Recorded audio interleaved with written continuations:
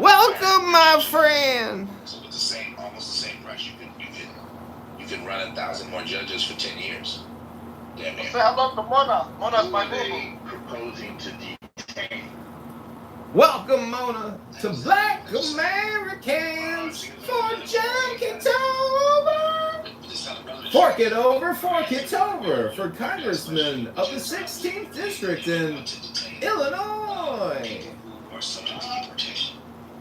Duh. So are you saying people who've broken the law? People who are subject to deportation is what I'm saying. Okay. In other words, I'm not sure you're addressing. I'm not sure the immigration judges address the people who are mental conflict, the people who want to detain. That's right. Oh my God. Most of us like the backlog. I know it's fucking just like they're supposed to address the backlog. They're supposed to address the backlog. Just shut up. I gotta ignore. It's not hard. They are. It's the whole point of increasing the judges is to address the backlog. That is a very specific problem that we're trying to solve. Stop trying to switch it up. We're not talking about other problems. We're talking about that problem. Switching it up. I wanted to know why you Stop compared bringing to up the other shit that's not relevant. Stop bringing up other shit that's not relevant. You brought up. I'm trying to address the claim you made, which is that it is somehow too expensive to do this. It is not. Okay, well you feel that it is not. But it is. I guess it depends. I guess it depends on what you want to spend the money on. But it's not too expensive. We just approved $150 billion to do something that's not going to address this problem. Right. The same money we just invested into new detention facilities and more ICE agents could have been invested into this problem and ran this shit for 10 years. So, like, what are you saying right now? You just said that the detention facilities weren't relevant. But I asked you who they wanted to put in there. They're not to the thing Then that why I'm did you talking bring them about. up? Why are you bringing it up then? You brought it No, up. you did. You just said you're the one who made the point that we just spent $150 million on detention. So that's why I brought it up. But the point is about the amount of money that we spent. Yo, Zach, if you want to go in this room, it's called Why Trump's Firing of Immigration Judges is Problematic. You should go in there and use Grok and create a prompt and then debate Black news with it. To this other purpose, we could have addressed the thing you're saying costs too much money for 10 years. The goal. That's what I'm saying. The goal of the detention facilities is to That discourage has nothing to do with what I'm saying. That has nothing to do with what I'm saying. I'm talking about the goal of reducing the backlog, which is not too expensive. Okay. For the reason Okay. All right. Well, that's your goal. You want to reduce the backlog in that way. No, that's the thing that you said was impossible. No. I've demonstrated that it's clearly possible. It's not too expensive. It's not, but it's not desirable to the people who are making this decision. That nigga don't like me. But that doesn't matter. That debunkes the claim you make that it is somehow is impossible. I hope you said that with an AR at the end. I didn't say it in the room. He didn't let me on stage. We're talking about the falsity of the claim you made. Can you just acknowledge that those are two false claims you made? No. Those words you didn't get. You said it was too expensive. That's false. And you said that that it was impossible. And that's false too. Well, money is spent based on the goals of the person spending money. But it's not too expensive, and it's not impossible. So those are false claims. That's not where you want to deploy the money. But that doesn't make it too expensive. Well, Yeah, it does. no, it doesn't. If I have $150 billion in my pocket, and I look at something that costs $150 billion, and I go, I don't want to buy that. That doesn't mean that thing is too expensive. What it means is I don't want to buy that. I can tell you don't have a budget. The hell are you talking about? I'm talking about how people make financial decisions. What does that have to do with the false If an statement? expenditure doesn't What does that have to do with the false statement you made? You're changing the subject and moving the goalpost. Oh, no. No, I'm saying that if I don't want to spend money You said when somebody suggested that we should increase the number of students, but I haven't done so, and that's fine. You know what I'm saying? Like, you know, just go. So just don't answer. You said that when somebody suggested that we should increase the amount of law judges in order to address the backlog, you said that's impossible, and then you also moved on to say it was too expensive. I gave you a counter argument which demonstrates that neither of those things are true. This is the part where you have to wrong and then apologize for being stupid. Okay. So I'd have to check your math to even know if your response was legitimate. And right now I don't have that. But I don't think that it is What are you talking about, Norm?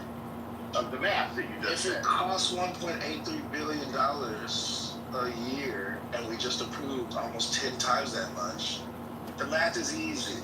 That means that we could have used the current budget that we're now applying to hiring more ICE agents and building detention facilities to addressing a particular problem, and we could have addressed that problem for like 10 years, bro, approximately. Right. Right. That's the math is easy. Like, what are you doing right now, bro? Like, Well, it's not difficult. You can check that in your head. You can check that in your head. so, yeah. So clearly you don't want my answer, so I don't want to try. And literally, I'm just asking you to be honest and admit you were wrong, because you were wrong on two counts. One, you said it was too expensive, and the other, you said it was impossible. Neither of those. I utterly and thoroughly challenge your claim, but you're welcome to that. My claim is simply your claims were false. My claim was simply that your claims were false, which is true. That's what an honest person would be like, you know what? I got it fucked up. I got it wrong. Yeah, and That's what you would do in this moment right, right now. right, and I completely disagree with your position. You disagree that what you said was false, even though I just told you that it was false? Yeah. Okay, how was it not false? How is it not false? How is what not false? My I claim. claim that it is impossible or too expensive to increase the amount of immigration judges by 1,000. How are any of those claims true? So is it the math? what is the goal? Is it only to reduce the backlog? How are your claims? You are now listening to another edition of Low IQ Dumb People talking about nothing.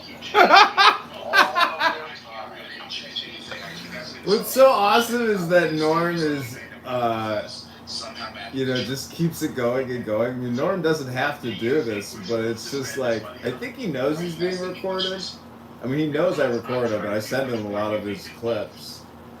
He never really comments on, his performance, but I've got some funny videos, some funny clips of him. Like, really funny clips. Him and Mikhail, like, this is kind of like a him and Mikhail combo. The immigration problem with the immigration judge. I think it's backlog of 4 million cases in immigration court, bro.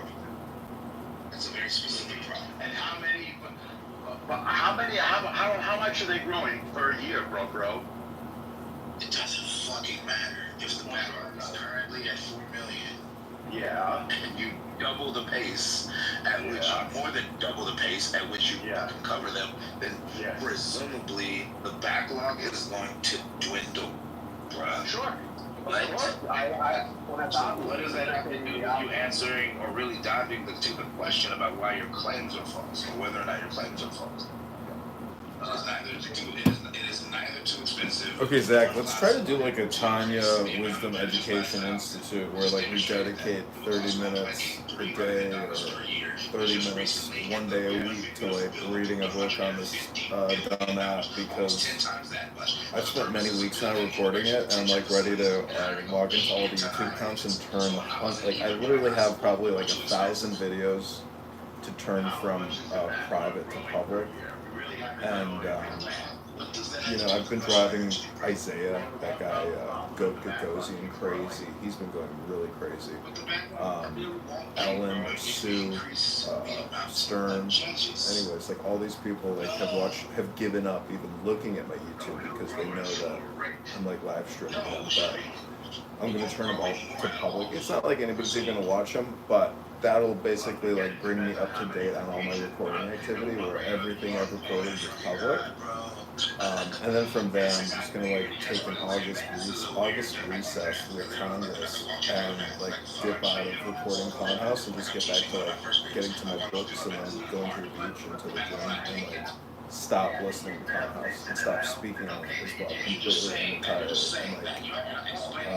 And I also have to start organizing for the campaign on the ground to get signatures for the ballots.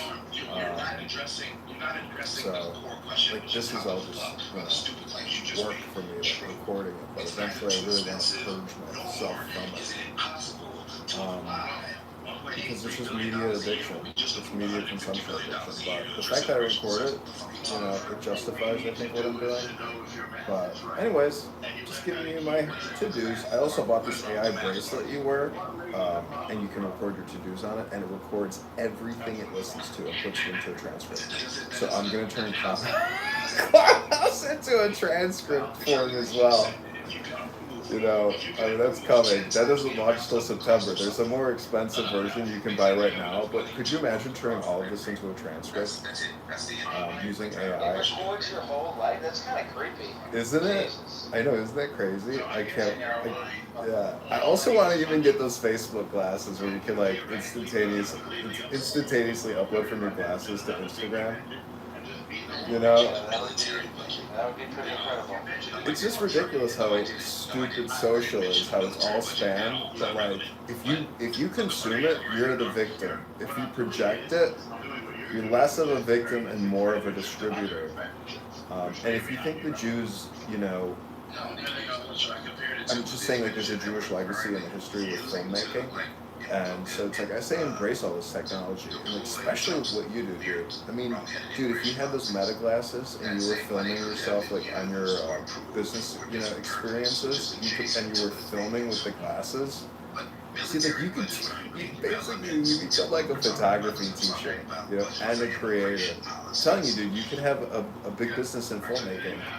And it's the one thing that people come out of from nowhere and achieve incredible success. Spielberg, George Lucas, like yeah, they went to film school and like they made cool sets and filmed all this stuff, but the new spam and the new theater is definitely these cell phones. There's nothing. People don't even want to go to the movie theater anymore. I don't. I mean, not necessarily. Anyways, this is Black Americans for John Kitover for Congress in the 16th District of Illinois against the rhinologist, vaccinologist, and super debt creator Darren LaHood. Let's doge the hood rap and fork it over for Kitover.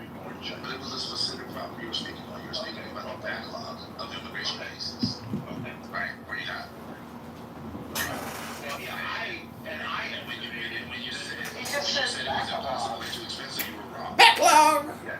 So are there 10 to 20 million? So you just you know, I'm disputing your numbers. Okay, but don't do that. First start by admitting all wrongs. Not the claims you made, because you're wrong. Okay. Clearly wrong about the claims. You're arguing in circles to avoid it, and you're trying to change something that's being what's going to happen in a minute is I'm going to lose my patience, and you can hit them in the good, which is what I think you're hoping for right now. I'm just trying to say things. Two stupid things that I just talked about.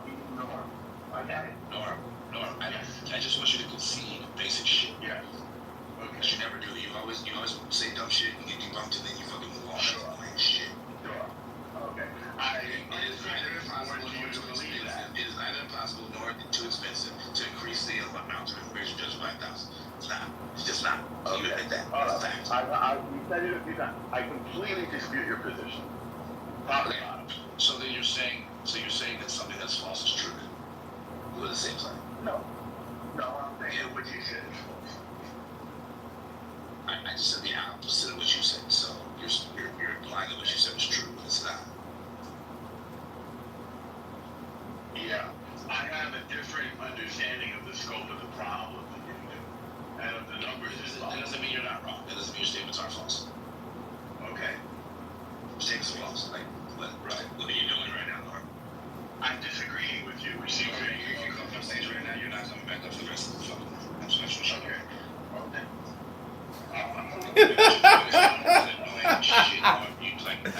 You lost on this. It's not even a big deal. Like I don't know why you're dying on this hill. It's weird. I'm definitely not gonna die.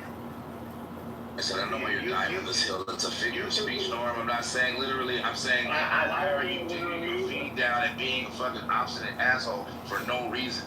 Like you don't have to die on this hill. You can still have your ultimate opinions about what the fucking nuances of good immigration policy are, without pretending like it's true that it is impossible or too expensive to increase the amount of judges in our immigration system by 1,000. Because it's not. It costs 1.8 billion. We've already approved 150 billion, damn near 10 times that, to address other adjacent issues. So like, what are you not getting about how you lost this debate? Like, I don't understand why you're doing this. This is weird. Will you? It's a waste of time and energy.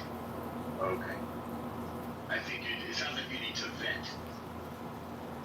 Will you admit that you don't have an authority? Last chance to know. Were you two plays false or not? Last chance. Because I'm wrong. Losing my Why opinion. don't we have that? You're lying. And you're not upset. You're wasting fucking words. I can't with that dumb shit. My wife is bad.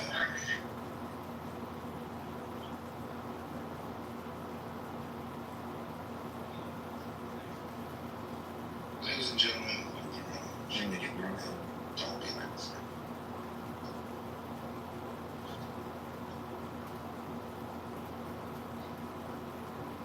Don't be so late. I'm willing to admit that you had a doctor for thought or something that's wrong in your belief system, and you'll die. Just keep it down. You say something wrong, just admit it. I think your life would be a lot better. Has it ever occurred to you that people have figured out how you debate? And it just becomes a battle of wills. Around the what? Wills.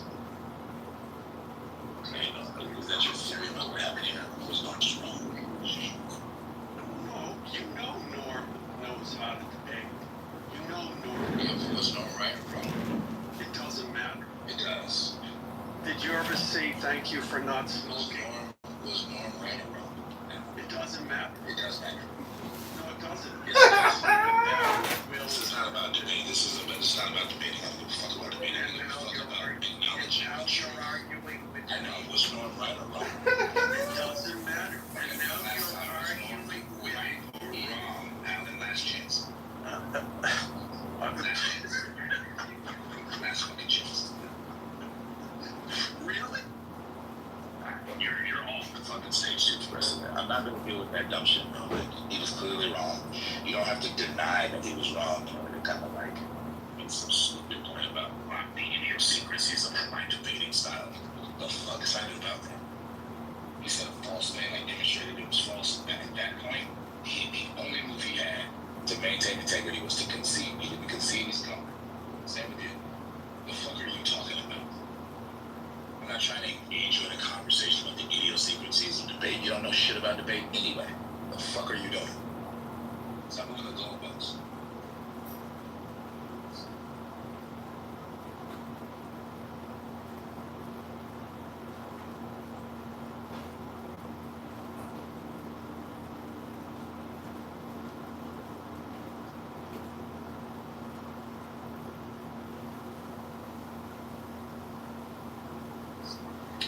Muse, I'd have to disagree with you on this one. I don't think you can actually show me lose until you do the math. Did you guys do the math, or did I miss it? Yeah, I did the math. I think that Trump's strategy is a lot more effective. Voluntarily getting people to leave that know that they're not going to win their case anyway, and then creating deterrence to prevent to incentivize people to leave. This is better than just to be clear. Well, okay, so you're saying that we need to hire 1,000 more judges, but it might actually be No, I'm not saying that. I'm saying it's not impossible, nor is it too expensive to do so. right? That's all I'm saying. So far. I'm not advocating, or having been advocating on that. Oh, so you're just saying that's a good idea. Well, that's a possible idea. That's the point you're I didn't say anything about whether it was a good idea or not. I said it wasn't two things. It's not too expensive to do so, and it's not impossible to do so, which is what norms are. And then I did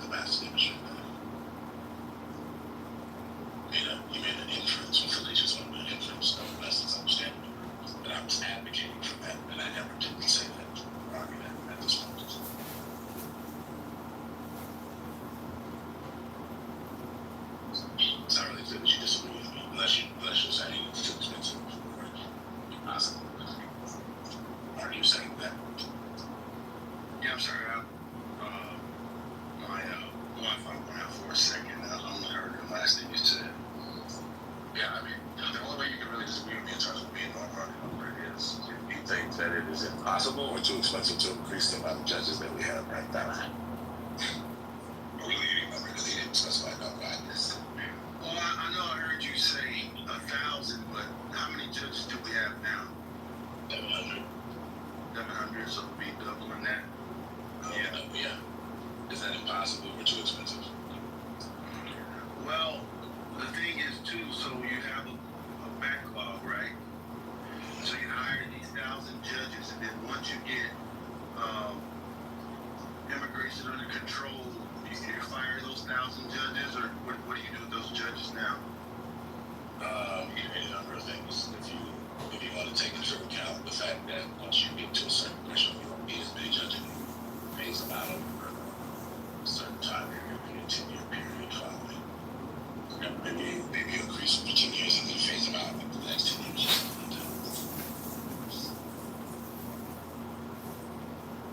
Yeah, so let's. So that didn't answer the question. Then do you think it's too expensive or impossible to do this?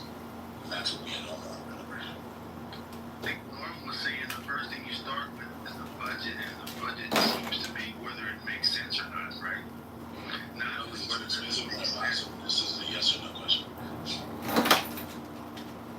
But that's all. It's the only way you really can disagree with me. That's all I'm saying. Yo, I Chris, think it depends I'm on stepping who you out to go to the gym. I didn't know about that. It depends on who you ask. Yes. Because a lot of people don't think that spending that much money on defense is worth it, right?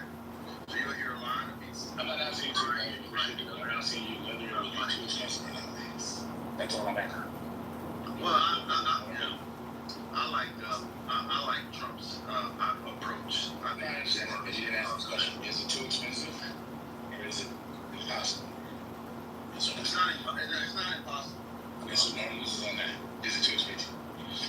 I don't know. Yeah, I'm not sure about that. The correct answer is no, it's not.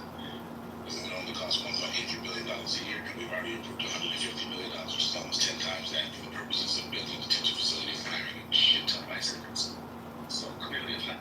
But like, that was what we were arguing over. Clearly he was wrong. And he would admit it, which is why he's no longer in the group. That's how that went down.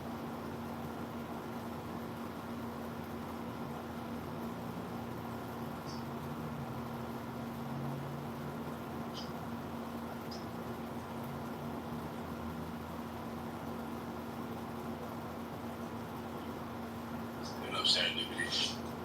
Hey. Yeah.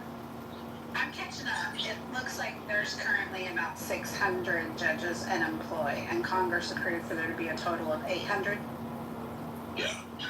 They were estimating 700. Trump started firing them though, so I don't know what the net impact is. Yeah, it says his net impact is 103 total. They haven't fired. Yes. That's ironic. So Yeah. if it affected Trump's policy, it amounts to replacing 100 judges, not increasing the overall amount, right? Correct. Well, he's And we increasing. don't mind that. He's increasing what was the original amount by 100, but he's also fired 100. So there's going to be two new ones. Yeah. I mean, Or you can just put it in the chat, whichever thing. I'll pop it out right here. Thanks. But that in itself, determined when you say black news It's time for what? for immigrants, Firing judges. yes, for immigrants to not come or leave the country. I guess if they perceive the firing judges as a attempt to put judges in place who are more likely to not the claims are not ruled in favor. I guess that would determine. Yeah, I'm saying, go ahead. I'm saying it just seems like there's a lot of other things that are way more likely to deter them than that, but I mean, I guess it's possible. Yeah, got rid of judges, right?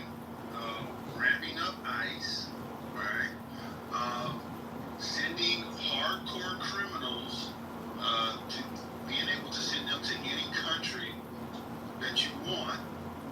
Those are deterrents. Not any country will do one, that's not true. They can send them to a bunch of countries that are not the country. Undesirable. How about an undesirable country? How about that?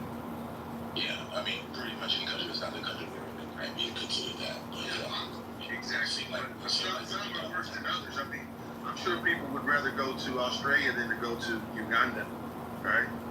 I think South Sudan is one of the ones that they're actually sending people, whether they're from there or not. So, yeah. I mean, they're deterrents, but they're also, in many cases, violations of basic human rights. So that's a problem. And at least we're not talking about that something like that. That's one of the reasons why I would object to these policies, because even undocumented people have human rights, unfortunately. But with this people, this topic that we're on, Trump's firing immigration judges on a partisan basis or to ensure that his agenda is complied with is problematic, because judges are supposed to be independent. They're not supposed to do the bidding of the president. If Joe Biden had done something like this, right-wingers would lose your fucking minds. And because you would be willing in that instance to recognize the principle, which is this is a function. Presidents are supposed to dictate how judges rule in immigration court. It's pretty dictatorial, if you ask me. So that's why I wanted to bring it to the attention of the people in the room. I think this is a bad move for the administration. And it's likely just going to backfire. All you really need is a Democrat in office who's willing to do all the same fuck shit that Trump does, but in the other direction. And all of you people who are singing his praises right now, you know, push your goddamn minds, you know, pitch your moan.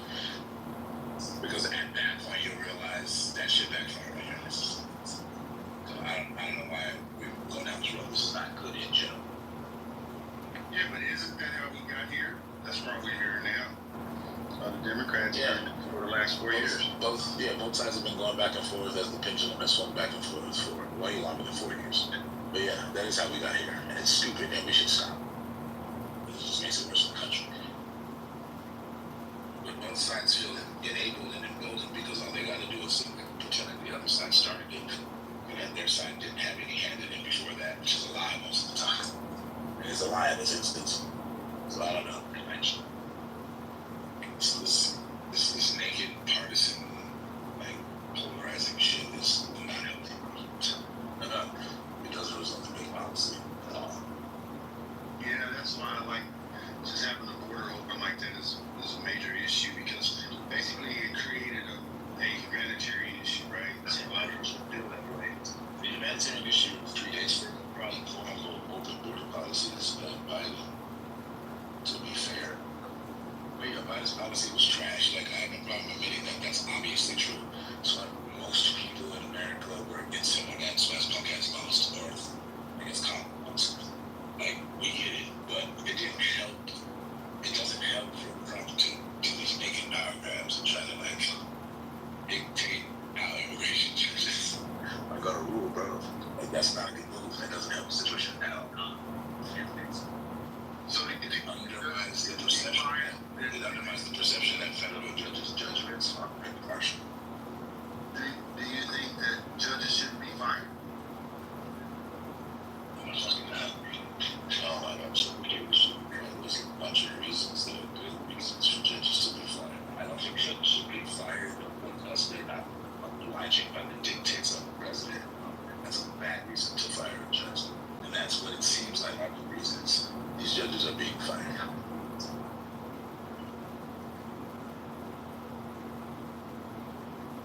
Don't you agree?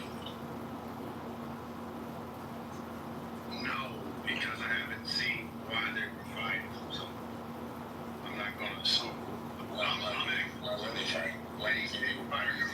Why do you think they were fired? Well, I'm actually assuming that it was some bias reason they couldn't get rid of. They probably were to get rid of even more of them. Probably going to Just making shit up. You're just making shit up. Let me ask you a Well, that's what question. you did. You just said it seems that way. So I didn't say it seems that way. You said you're assuming shit. yeah, I'm assuming that the firing was justifiable. Otherwise, it would be lawsuits and big deals made about it. So I'm assuming that they had a reason to say, this is why we're firing you. You're just making shit up.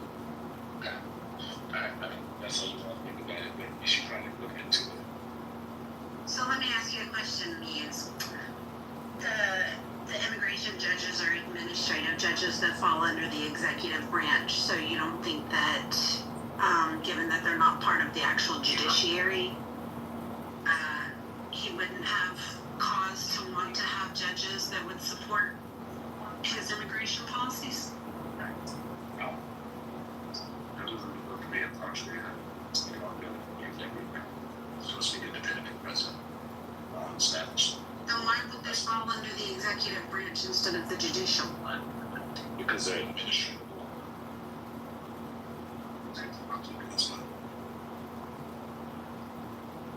Just because they have an executive branch doesn't mean that they have to follow the dictates of the president, which has never been true.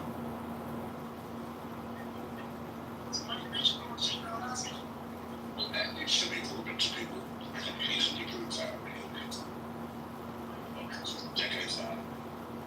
If not centuries now, we can press that for that. Hey, serendipity. You can just Google why immigration judges are supposed to be independent from the rest. Just Google that. Because they work for the Attorney General, and the Attorney General works at the behest of the President. Right, they're supposed to be independent of the So president. if the President says to the Attorney General, hey, let's clean this shit up, or you need to trim the fat, yeah, that he's allowed. He's allowed to do that.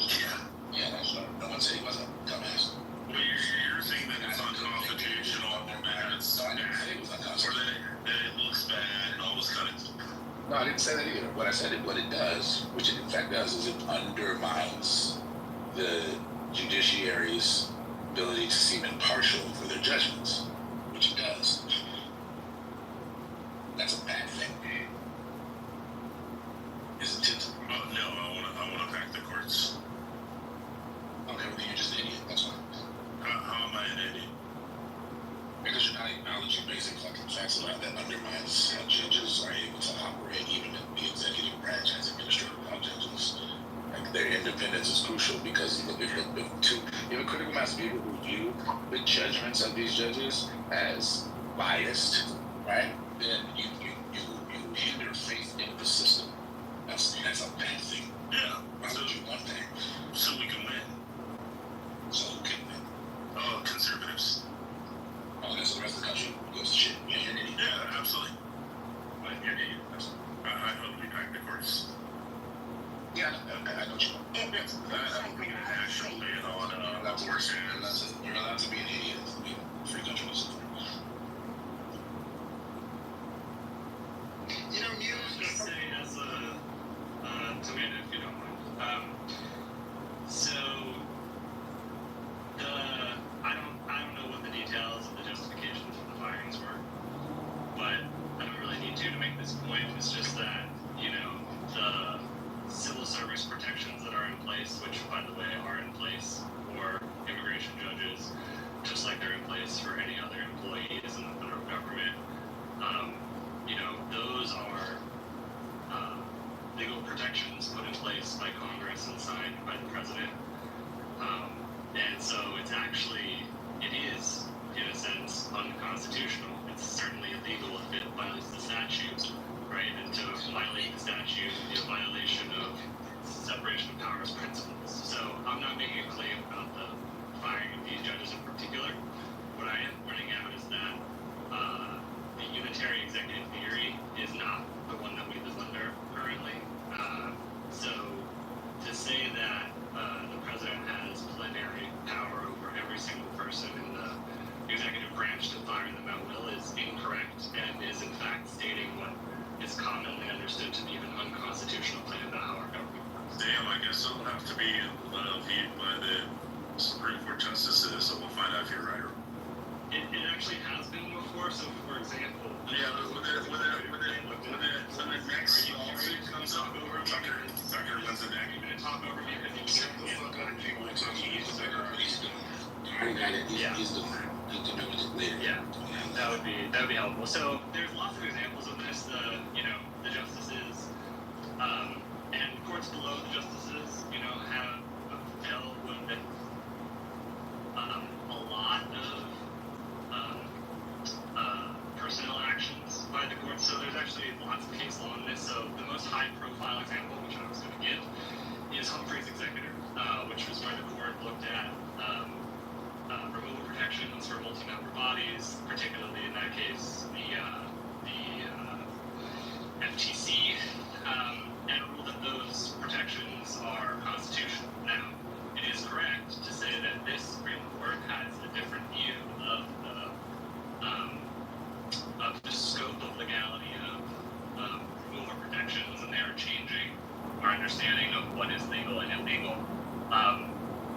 And so that is changing, right? But if you go down into the executive bureaucracy, what you find is that many courts across,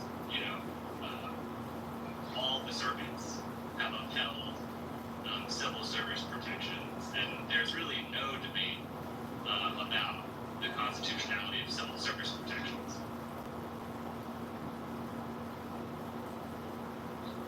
Like the difference between Humphrey's executor and mainline employees is that Humphrey's executor is talking about the absolute top level, executive branch officials who, in some conception, have direct line of responsibility to the president, versus people who are 4 or 5 levels into the civil service. Bring it back up. He's kind of hiding in the audience because he has that matching background. Very well done. So I guess we'll just have to see how the Supreme Court rules. I can't hear you because other people talking. So you use this. So you said what you got. Yeah, I mean, it's just a weird answer, right? I can make a claim that, I don't know, everyone who says Nazi propaganda on the internet is going to be thrown in jail without any due process, and then you could say, well, that's not constitutional, and I'll say, well, let's see how the Supreme Court rules, right? It's not an answer to the question. I mean, it is actually an answer to the question. Okay, bro. Have a good day. That's why it's called a ruling. No, it just evinces a lack of understanding about current law. Yeah, definitely. I don't understand jurisprudence. Go ahead and talk. Can you explain any of the procedures or governing law around civil service rules? Oh no, I've already explained before you got in here. And then secondly, we're just gonna end up seeing what the Supreme Court rules if there's any lawsuits filed against the Trump administration or the Attorney General for doing what they're. And we'll just see what happens. I wasn't here, so do you mind re-explaining? Just make a summary real quick of specific procedures and law that govern civil service. You never did. You never did. This is coming. Oh yeah, I have no doubt he never did and never will. Oh no, I specifically said that the immigration attorneys work for the Attorney General, and the Attorney General works at the behest of the President. So that's all I said. They don't work for the attorney. Right, and that's they're appointed by the Attorney General, and the Attorney General has this lawful authority. He has the constitutional authority to remove them, and the Attorney General works for the behest. And not for party. He can just fucking find reasons. It has to be. That's like you saying muse. There's a list of. One second. There's a list of reasons for. I'm literally in the process of explaining. There's a list of reasons where if they actually explicitly made those the reasons officially, they'd be stricken down. Because the Constitution, you'd probably face some kind of some kind of legal action. Let me ask you. There's a list of reasons that hold on. There's a list of reasons that hold on. There's a list of reasons that are actually legitimate.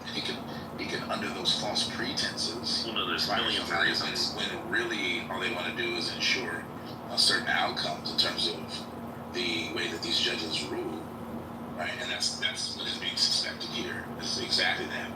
But you're just lying if you're saying that the Attorney General can fire these judges for any reason. That's not true. Could I ask a humble question, Black, which is, my observation in my life is that judges have always in the past wanted to respect the precedent and the Constitution. But recently, my observation is that the Democratic Party has encouraged judges to defy Trump even when Trump is within the Constitution. In other words, the Democrats are glorifying people that defy the Constitution in the interest of defying Trump. And so I hope that the Supreme Court will rule and put this, because it's not good for our democracy to have judges seeking honor and praise by defying the Constitution. They already did. Yeah, but the defying of the Constitution goes both ways. That's And then like a week and a half ago, you can't cite rare cases where Democrats or people on the left glorify kind of thumbing their nose at the Constitution in order to get rulings that they think are more equitable or fair or in some sense compensate for the wrongs of history, which has happened, I acknowledge, and then go, therefore, Trump gets to wipe his ass with the Constitution in the other direction. Like, both are bad. Both should never happen. I agree with you completely. I've got nothing further to say. My objection is really a principle one. I don't think you should violate the Constitution or its principles in general, no matter what side of the aisle you're on. So I agree with you. Obviously, I agree, but and again, I'm not defending. I've always denounced Trump as a criminal, but just let me finish what I'm saying. The Democrats have put forth a narrative. Just let me finish. The Democrats have put forth a narrative that America has committed crimes all over the world, and America is forced to accept unlimited immigration as penance. It's like reparations against every country in the world where America invaded and created refugees we have to accept. And there's 900 million, I'm about to let my plate, there's 900 million people that want to move to America.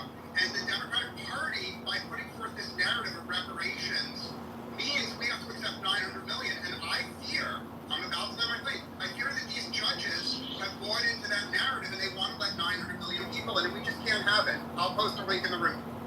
So that's an extreme take to advocate for every single person who might be considered a refugee and come specifically to America who's able to function. It's extreme. Like, it should be limits. Limits should be reasonable. They shouldn't be based on xenophobia. And like, what's really weird in the opposite direction is that the president is then saying we petition so bad, and even to the detriment of our own economy and our own GDP, he's willing to remove people who don't really pose a threat to anybody and are crucial to our economy. That's fucking retarded in the other direction. Both are stupid. Both should not happen.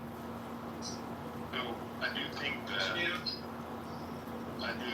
Oh, go ahead, man. I was going to change this topic.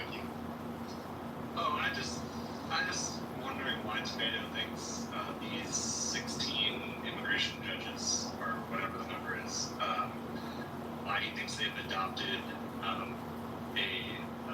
open borders ideology.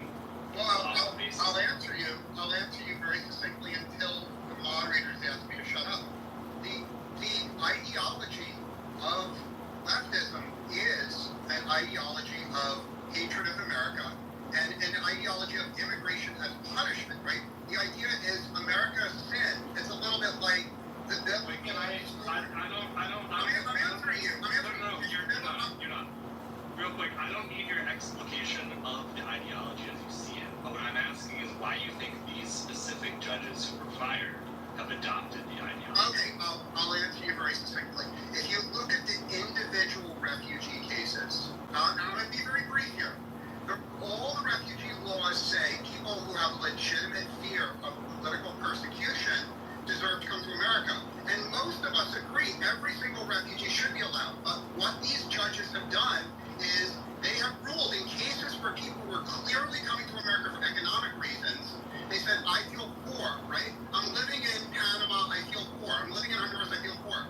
The refugees people are lying, and it's obvious that they're lying, and they're claiming political persecution. And in fact, all the liberal NGOs and nonprofits are coaching people to lie. So that's why it's perfectly legitimate to bring this to the Supreme Court, because I think there's ample evidence that judges are aiding and abetting fake asylum seekers, and that's why we have millions and millions of fake asylum seekers living here. Now I'm going to go to the audience, because you don't want to fucking hear what I have.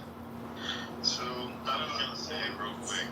Okay. I don't know why Tomato was mad, but I went and I looked up the specific judges that were fired, right? And I don't know if you guys talked about this before I got here, but they have like relatively high asylum grant rates, right? When you look at the individuals, I mean, California are hovering around 90-something, 90%.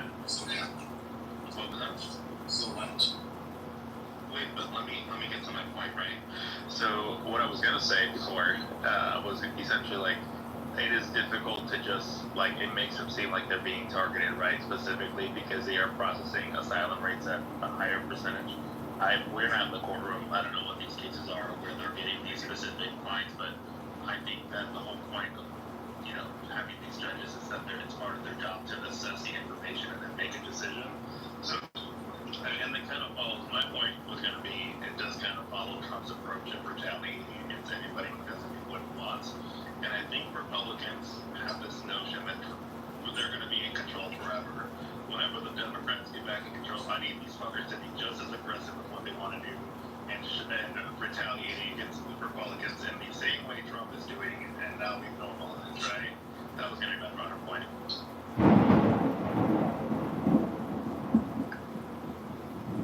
The mere fact that there are some judges who rule in favor of asylum claims above some kind of national average doesn't prove shit, but it's being taken as somehow indicative that the judges are ruling the right way.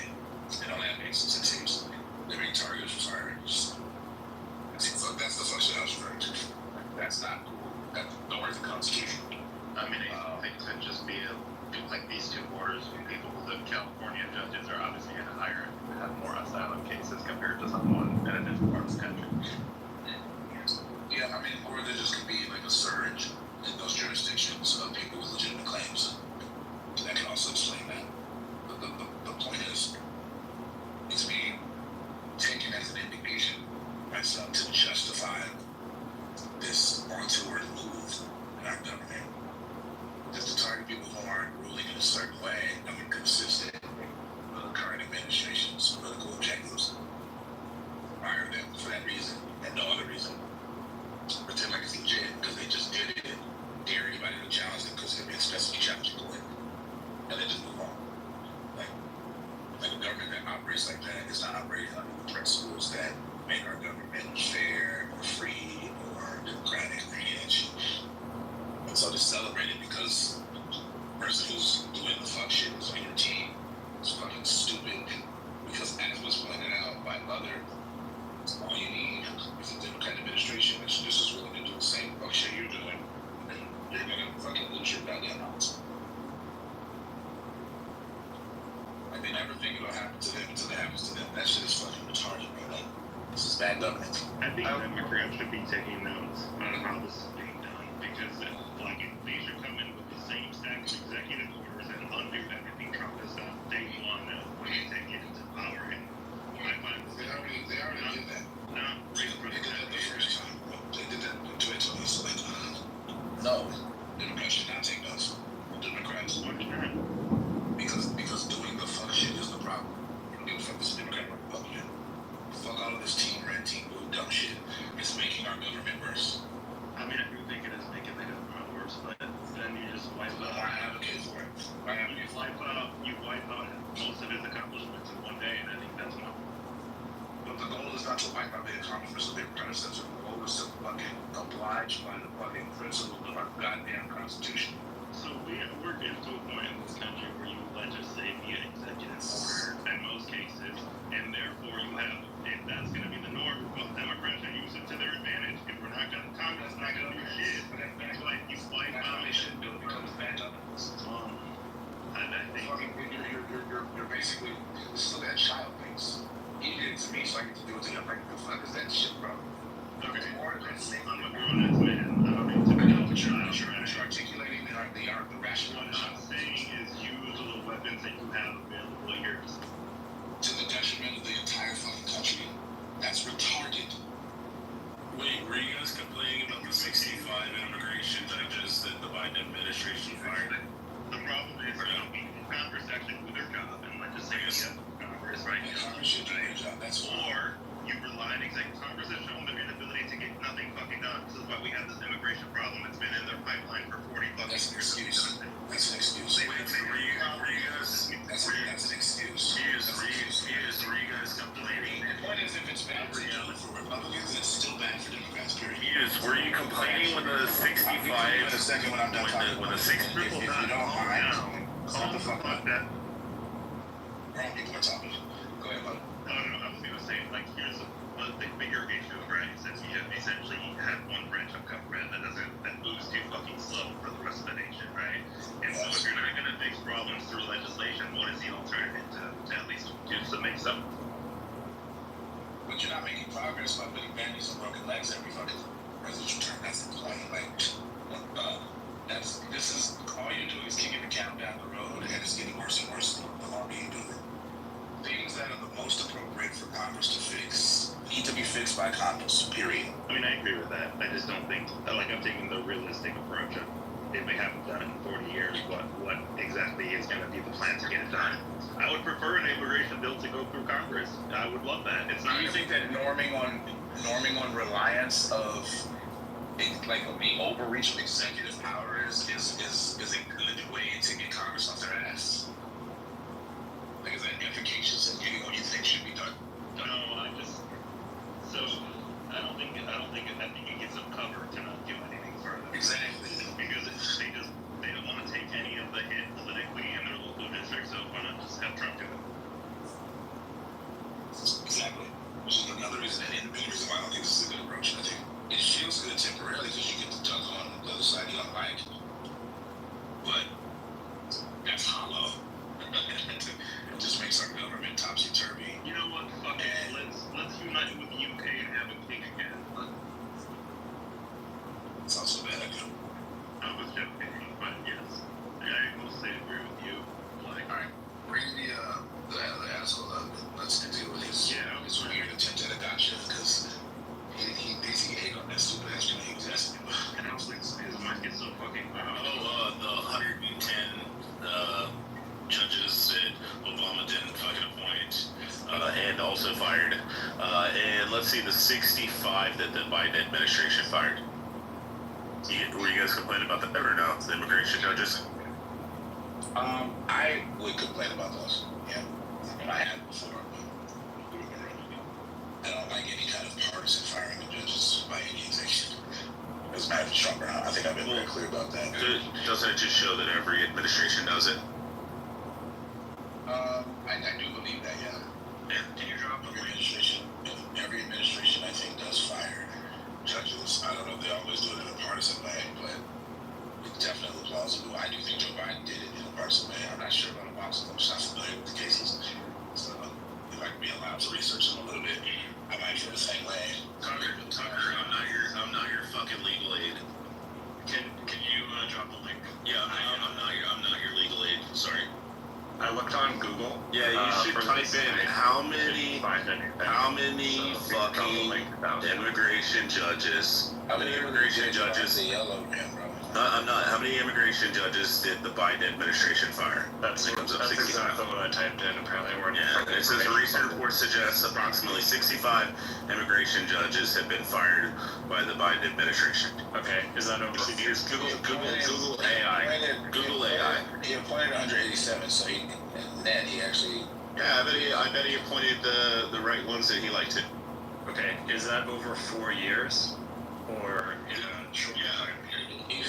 He seems to be talking about 66 federal judges that Biden 66 that Biden vetoed. In terms of firing, I'm not seeing that number. Yeah, it said Google AI says to verify. Google AI also told me that Delaware doesn't have any requirements. The article that's all because I guess a little bit of your legal aid PBS is reported. Do you put it in the chat real quick to make it easier for us? Okay. To be frank, I don't believe anything. No, he's not coming back up either. He's not coming back up either. He's making for control. He's not gonna like engage genuinely. I don't want that shit, bro. Yeah, I was gonna give you credit if you had evidence for your dumbass claims, but you don't know basic shit. So like, what the fuck is the point? You just trying to be a naysayer and a fucking Trump popular. It's weird, bro. Like, this administration is guilty of fuck shit. So is the other administration you're trying to. What aboutism too, my nigga? Like, what is that shit? I found it.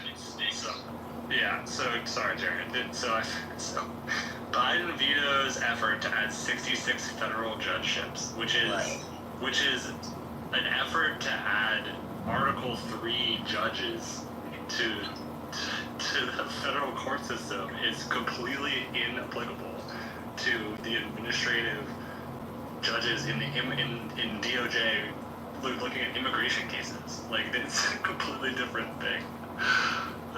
And it's unrelated to firings as well. I mean, I'm sure there were firings. I'm gonna take a look. That this isn't it. Let me see. Biden fired 65 judges.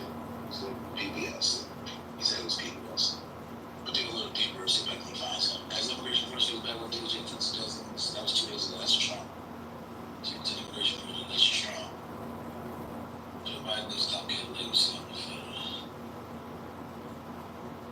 federal courts. I just posted an AP News thing that I found. 66 federal judgeships. It's just like basic reading comprehension. It's helpful. I don't know if there's something separate he was trying to refer to. So I'm trying to find the PBS that he was pretending he found. Because just put it in the chat. But it was being a fucking dumbass. You want to prove your stupid ass claims, prove your stupid ass claims, bro. Now we gotta go look for your stupid shit. I'm finding it. That's annoying. What I found was that Biden administration decided not to renew the contracts of a total of about 65 immigration judges. Big Yes, that, they're firing. Okay. Yeah, link for that. Keep that in it, yeah. I just want to review that. It's That's different than firing. adults interact. It is, but like the thing is, people who hide like this usually when you scrutinize their shit, you find that they're full of shit, and that's why they don't want to participate in actually trying to prove anything. So that's not honest. Not even understand what we're talking about the right here and the right now in real time. You can't do anything about the past but learn from it. So we're talking about the clown that's in office right now, not previous clowns. Right here, right now. How your boys fucking up. Well, it's fair game to point out past things when the previous administration say did something similar, but the people who are complaining about the current administration didn't have anything to say about the previous administration because it reveals hypocrisy. So that's fair game. But are we learning from it, or is it, well, he did it and I didn't do it? I can see if we're learning from it. But I mean, It's just a shift. let's just assume Well, for no, a second. it's meant to point out the hypocrisy in the position, though. That's fair game to me. That makes sense. I mean, but even so, let's just assume that hypocrisy is like a 1-for-1, right? Let's assume that the motivations of each administration for non-renewal of contracts or for firing the immigration judges is exactly the same. Sorry, wait, hold on. Teddy, can you post the thing you found in the chat? Yeah, I'm looking at the news article. Okay, sorry. I didn't know if you like forgot it. Okay, sorry. Yeah, no, I mean, it's a very basic point, right? The quantum is like not comparable. Like, if we're talking about, on the one hand, 65, assuming everything else is 1-for-1, right? On the one hand, you have 65 judges over 4 years. On the other hand, the Trump administration is already over 120, if not 130 immigration judges. 7 months in. Right. Yeah, I heard 103, but fair enough. Well, 103, I don't know if that number includes, I'm sorry, I heard about 100 and then I was adding the 17 on top of that. So, feel free to say it's just 100. Whatever, right? You're talking about a much different pace and quanta. So, like, it's even assuming the hypocrisy, which I do not believe to be a 1-for-1 comparison, it's not a good analogy. Well, I mean, we can take into account the difference in, I guess, amount, because that maybe speaks to the level of egregiousness. That's fine. But they still did the same thing, and they're both wrong, right? So, like, if you didn't say anything about maybe, let's say, the milder wrong with the lesser harm in some calculable way, and then now you got your panties all over the bush about the slightly harsher one with more harm that's calculable in some way, there's still hypocrisy there. Sure. Yeah. I haven't gotten to the point where I think there's hypocrisy there. I'd love some links from the people making the claims. It'd be helpful. Well, I didn't assess it or evaluate it yet either, but I was basically making space for that kind of criticism, because I actually think those kinds of criticisms generally can be valid. doesn't mean they're valid every time they're levied. If the differences are really stark enough, then usually that is the kind of thing, to your point, that would undermine those kinds of arguments. So, you know, if it's like a stark apples to oranges comparison. But I do think that this idea that you have to stick with, I don't know, the status quo, and you can't bring up anything in, like, say, in previous administrations, I don't think that's true. I think that there are a lot of times where it would be valid to compare. So one example of this, just to make it concrete, is under the first Trump term, you had this kind of performativity from the likes of AOC, who was going to what she called concentration camps under Trump, which were immigrant detention facilities, and she was crying and she was complaining about a lot of the similar stuff they were complaining about actually with Alligator Alcatraz, like, oh my God, they're drinking out of the toilet. By which she meant there's like a water dispensary that's connected to a toilet unit, and it's like at the top of the toilet. But the way she said it, she made it seem like they were like drinking out the bowl like dogs and shit, which wasn't true. But the same exact detention facilities, once Biden got in office, became detention facilities all of a sudden. They were no longer concentration camps, despite the fact that they were using exactly the same ways. Now that's that bullshit. That's clearly hypocritical. And so it would make sense if she were to come in a second Trump term and go, oh my God, these are concentration camps again, which she has. Like, you can go, well, hold on, wait a minute. A few years ago, when your guy was in office, they were detention facilities again. The fuck is that? Why are they only concentration camps when the red guy's in office? Like, that to me is fair to point out, because that reveals hypocrisy. Yeah, I get that. There's hypocrisy everywhere. I'm just focused on this particular claim, and even, whatever. But I'm happy to look at facts. ... If he still exists here, it doesn't seem like it. Although I still have his allies, so maybe they have facts. See, allyship, it's great. You said that, that you would have also been right if you said the orange man. Yeah.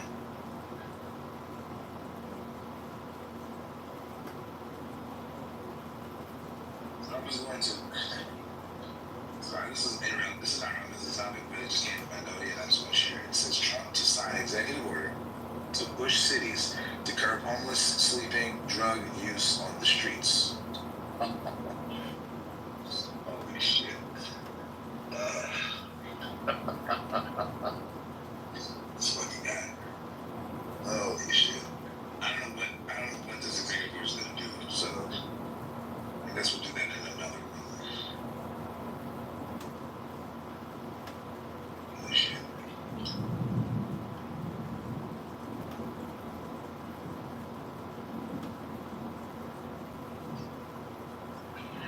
Alright, I think at the top of the room I still have the original article. Yeah, I do. Okay. So, Trump fired 17 judges. I'll get some data on that. I'm going to read a left-leaning source, a right-leaning source, and a central source in that order.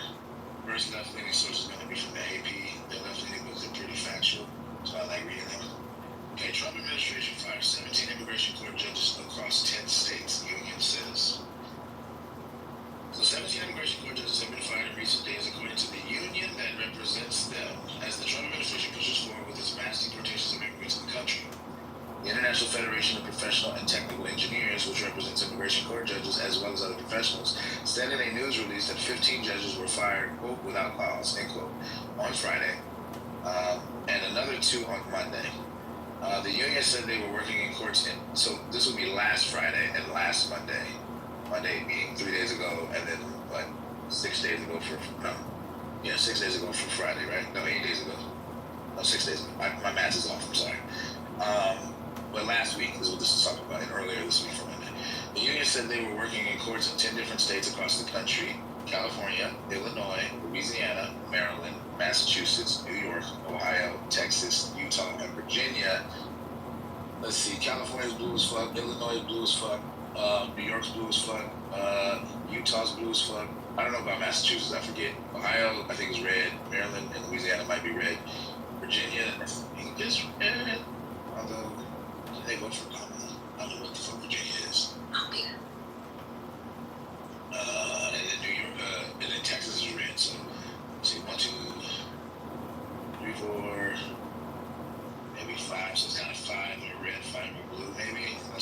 That's not. Is Maryland blue or red? It's a red state. Maryland's blue. Okay. In California, Illinois, Maryland, Massachusetts is blue, New York, Utah. Utah's red. Utah's red. Okay. What about Virginia? Virginia blue. It's purple. It's purple. Yeah. Okay. Virginia's purple. Utah's red. Texas red. Ohio's red. Louisiana's red. So that's 1, 2, 3, 4 red states. 5 blue states. And a purple state. Okay.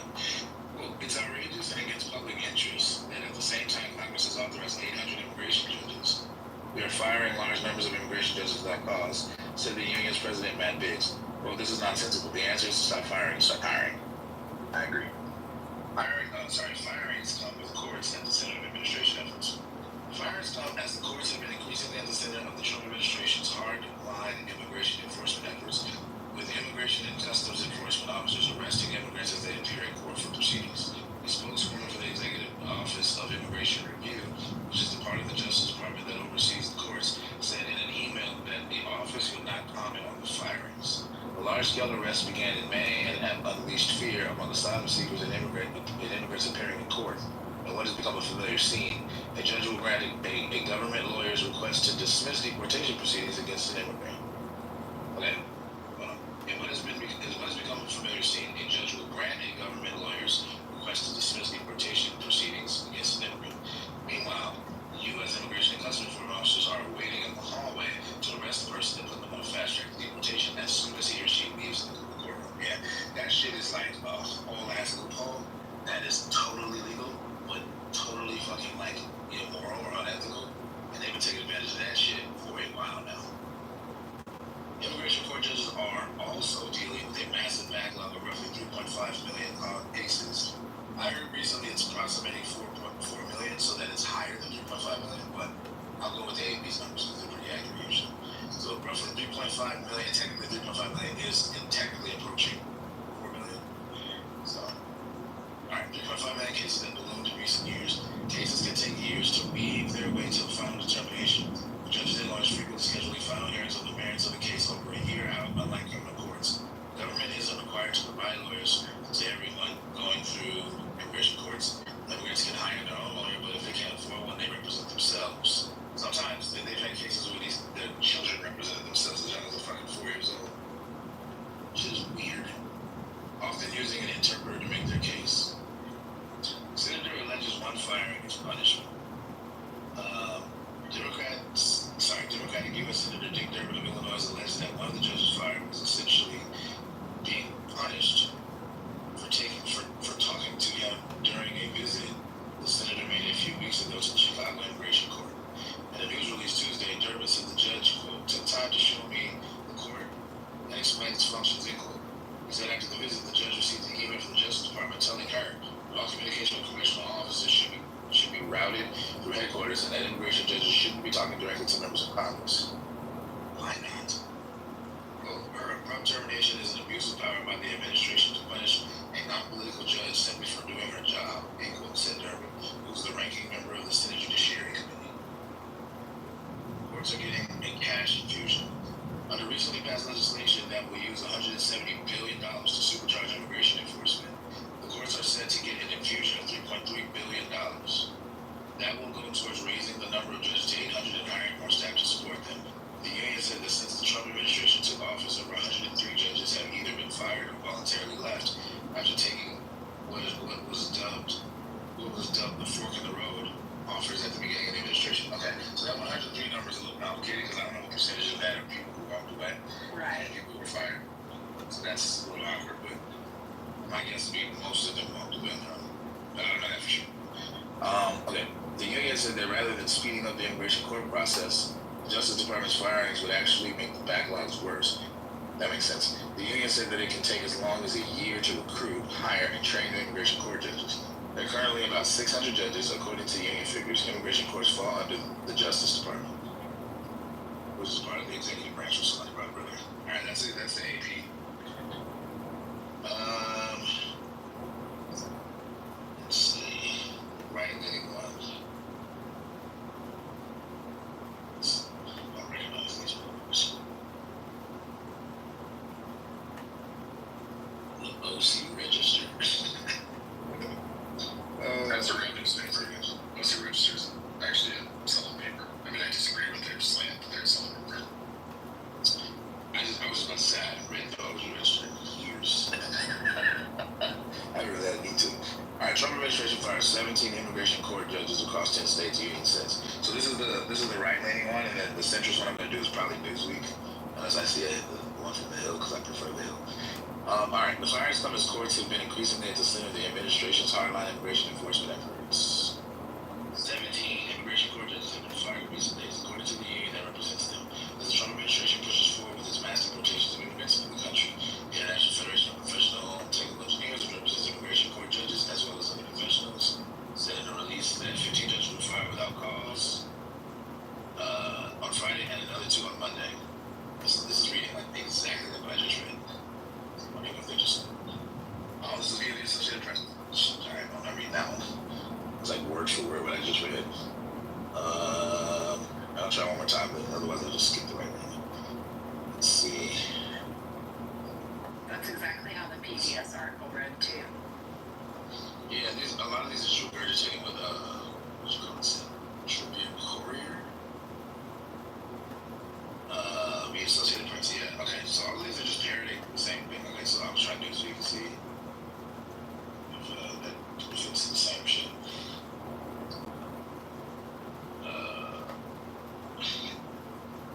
Missouri green card holders handed big legal win. Okay. The Third Circuit Court of Appeals ruled on Tuesday that the Department of Justice cannot unilaterally remove a green card. Okay, it's not really related. Okay, never mind. I'm just thinking what I read. Everybody's voting them anyway, and let's start doing it. I was trying to balance, but whatever, man. Maybe it's good enough. Yeah. Given the details that I think the AP News reported, I think I'm just diametrically opposed to Republicans on this. There doesn't seem to be any real justification for these moves. This seems like a pretty naked power grab. It seems like it's pretty obviously intended to maximize the kinds of judges and immigration courts who would rule along the lines of what the administration wants them to rule. And that is so undermining to what the mission of these judges is supposed to be. They're supposed to be independent. They're supposed to be impartial. They're supposed to be grounded in reason and thorough and objective explications of the law and how it applies to people's cases. And this is fundamentally undermining that.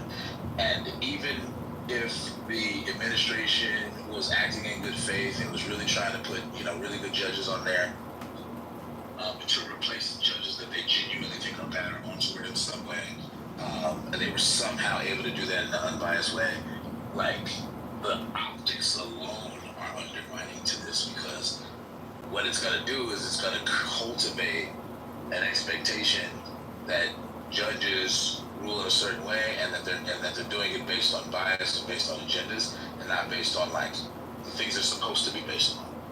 And I think that's just fundamentally undermined it. And the fact that these administrative law judges, these immigration judges, are under the executive branch is not an excuse for this kind of action, because you still need their impartiality as judges, no matter whether they're part of the executive branch or not.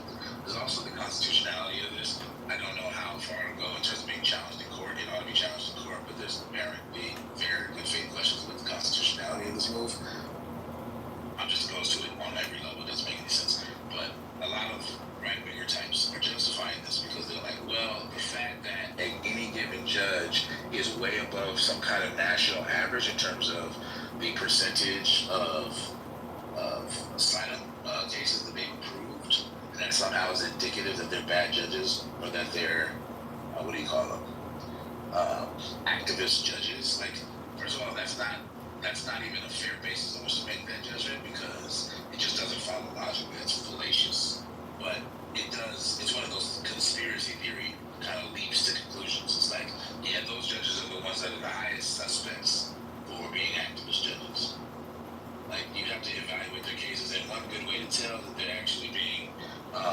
faith in their judgments is what percentage of their cases survive appeal. That's how you would determine that. One of the judges that got fired, like north of 90% of her cases survive appeal. So like, on what basis are you saying she's making wrong judgments exactly? And if you want that to be the standard, if you're a right-winger type, like, so then what percentage of judges are like well below the national average in terms of like the percentage of asylum claims that they approve are way low, right? Or I can flip the question. The percentage of asylum claims that they deny are way above the average. Could a Democrat administration fire all those judges on that basis? Wouldn't it be equally fair? Isn't it exactly the same logic, but kind of going in the other direction? Would you approve of that? Would that be partisan to you? Would you object to that? If you would, then I don't understand how you can be on board with this shit going in your direction. Just throwing that out. What other people?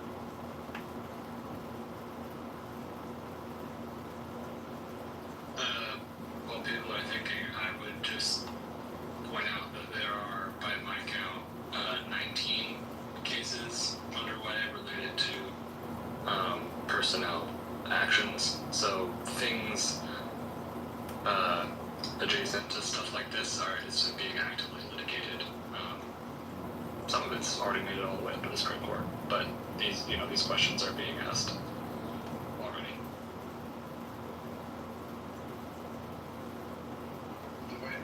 They haven't come out and gave their statement, right? They haven't even offered, the administration hasn't even come out and said why they terminated contract with these judges right now. So that'll be, we can see what it is. All I'm aware of in terms of what they've been doing is the 2023 report that came out of the Office of Accountability and Migration, stating that since 2017 that the backlog of immigration visas has tripled, and that they made a lot of recommendations, and they looked at a lot of things in terms of why that backlog was going, and they stated that the circuits that needed to handle these, the immigration courts, needed to improve their standards of flowing these cases through. So I don't know, there seems to be just a growing backlog ever since 2016.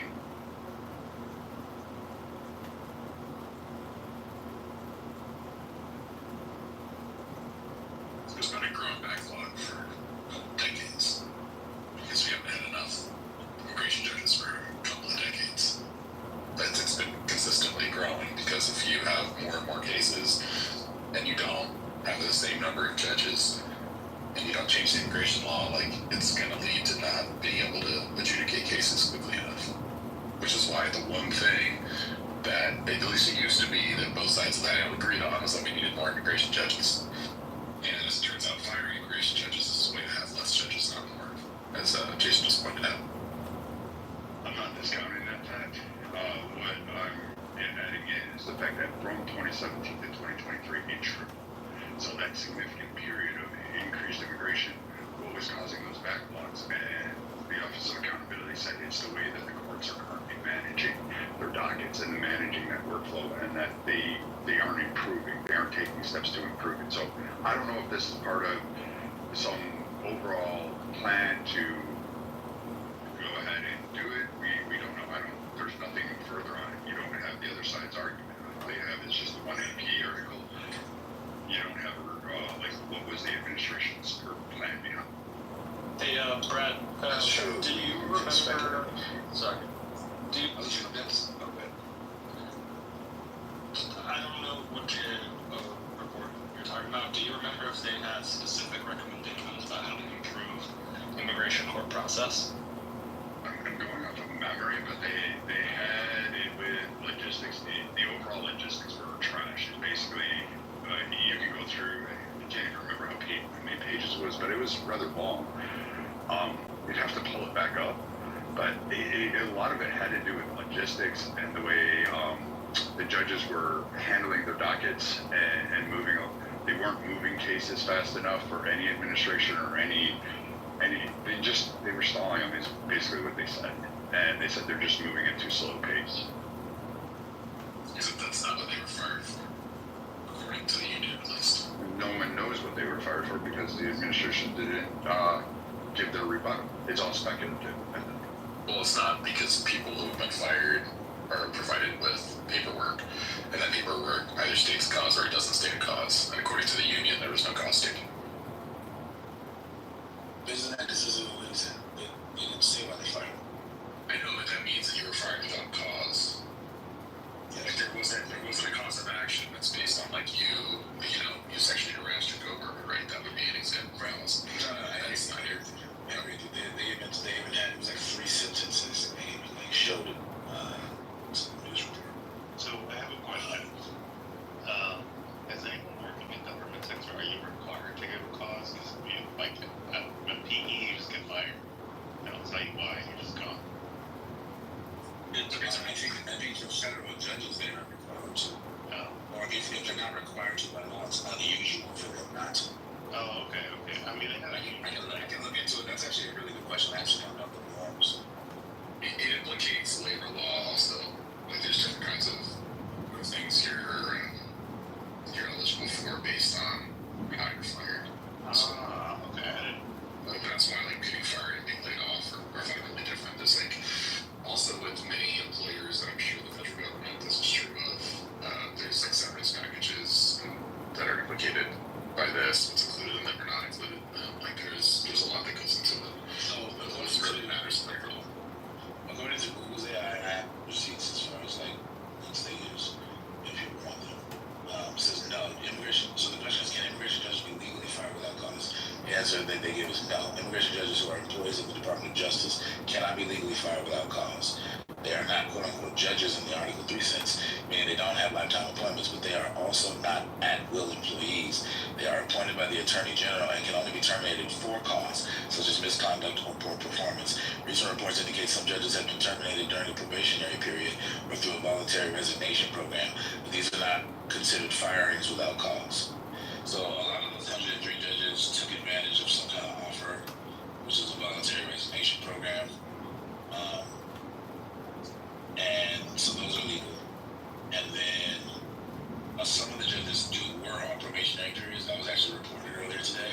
But there was one particular judge, I think from San Francisco, who was fired without cause, and who also had been working for like 8 years or 10 years, well beyond the probationary period. So her case is actually interesting because that seems to be illegal. So I'm glad we went down this road. Because I didn't know this before. I just read it myself. So also the overarching goal is to have an orderly immigration system. This does not contribute to that, right? Like if we're already at the very least pushing norms beyond their limits and probably breaking laws, and also it runs counter to processing asylum claims with any kind of pace, which again is another thing that would lead to a more orderly border. It seems, and I could go on, like there's a lot of reasons why this is actually not helping any sort of border crisis or immigration crisis. So the union contract for judges includes a 2-year probationary period. I don't know how standard that is, but a lot of different federal employees are on the probationary period. And that's the mechanism through which a lot of the early firings have been justified by the administration, because there's fewer protections for people on their probationary period. So I don't know if that helps, Mother. No, I know that explains some of the judges, but there's this one judge who's been working for over like 8 years. She's well beyond the probationary period.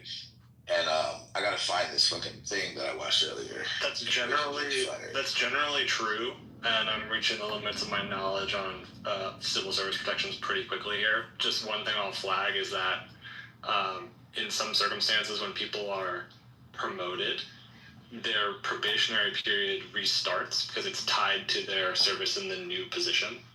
And so there have been circumstances of people who've worked at an agency for a long time who were in a probationary period when Trump assumed office because they were recently promoted.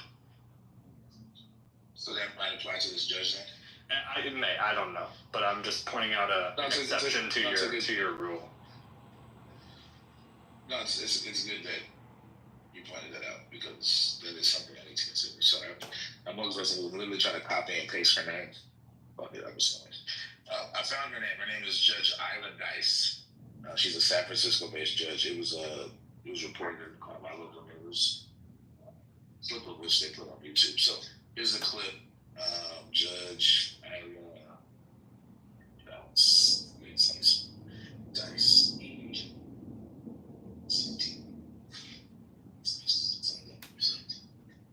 Yeah, I might have misspelled her last name, but I didn't misspell her first name. Judge Isla Dice.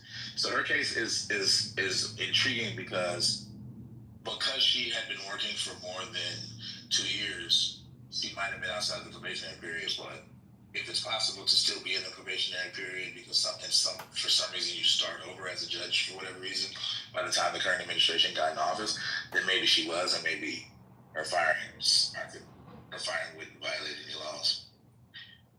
Another thing I'm seeing here that I saw the opposite of before is it says that the International Federation of Professional Technical Engineers, that's the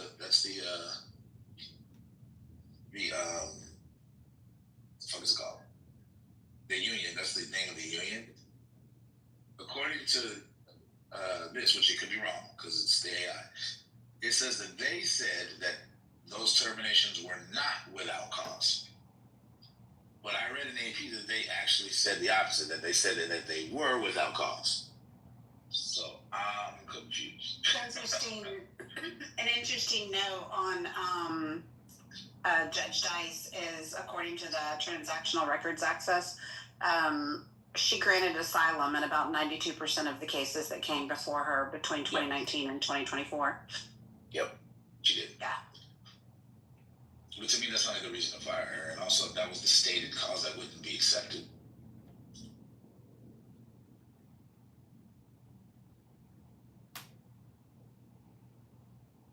Also, does anyone actually know what a quote-unquote standard rate is? Do they know if she's somehow specialized in one way or another that would lead to the percentage being higher? Like, there's a lot of... Yeah, like, the number is meaningful, but it's hard to know what the meaning is. Yeah, the national average is around 33%. Okay, but do we know that she has, like, a standard caseload as well? Like, there's nothing different about what she's saying? Oh, no, I don't know. I don't know that, no.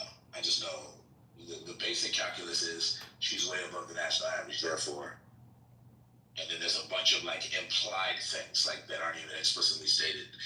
But it was explicitly, so the quiet part was stated out loud by a Black conservative. He has a podcast called Black Conservative Perspective. His name, I think, is Greg Foreman. He's the inspiration for this one, because his argument to me was shitty. It was a terrible argument. But basically what his argument was is, well, come on, you know that this is an activist judge. How in the hell can their approval rating of asylum claims be that much above the national average unless they're an activist judge? And then he played an interview of her, which I actually saw kind of, like on my own. And she made a comment to the effect of, like, I'm not ashamed of showing people compassion. And then he goes up, see, there you go. So she's ruling based on emotion. She's not ruling based on the things a judge is expected to rule on, like an objective assessment of the law and how it applies to people, blah, blah, blah. She's ruling based on emotion. She's clearly an activist judge, and her emotions are getting in the way. All of this, by the way, was just totally fallacious reasoning, but it is the kind of thing that people who support this think, whether they're willing to say it out loud or not. And so I suspect, although I'm not a mind reader, that members of the administration who are doing this, or who are advocating for this, or who are actually taking steps in their official capacity to pull this off, think something akin to that. Just throwing that out there. It's a supposition, let's say. So it's a weird claim that judges shouldn't have compassion. That's very bizarre. In fact, they should, and they're encouraged to in many, many cases. It doesn't mean they should be driven exclusively by compassion, but they certainly should be driven by it in asylum claims. Are you kidding me? Yeah, I mean, I agree with you. I just think that I was trying to give voice to the way the argument was given. The way it was given, it was like, compassion means that she's ruled by her emotions. So her judgments must be capricious. And I'm saying that's a fucking fallacy. It's not, people can have compassion and still rule within the law. And one of the biggest things that she pointed out in her interview that was, I think, a great counter argument is north of 90% of all of her cases survive appeal. That's some indication that she's not pulling shit out of her ass. This is actually standard way to determine. It's not the only way, but it's a standard way to determine to what extent judges are kind of having specious rulings and shit like that. And some of the judges that this administration has supported have had way less like appealing records in terms of like the amount of their like cases that survive appeal. That brings up an interesting like that one weird justice that was, I think she was approved by Trump. Mora or what the fuck was her name? Tucker, you know what I'm talking about. Tucker's not in here anymore. God damn it. Never mind. I'll drop it because I'm not gonna be able to figure it out. Go ahead. What's the rate at which Trump's attorneys are actually appealing these decisions, the unfavorable decisions from these immigration judges they don't like? Nationwide? It's probably. Are they auto appealing everyone? Yeah, but that would have barely even been adjudicated yet. Like these courts of backlogs then being appealed, like how many cases have even been able to go through and then go through a full appellate process, like or full appeal? Like I can't imagine that's very good.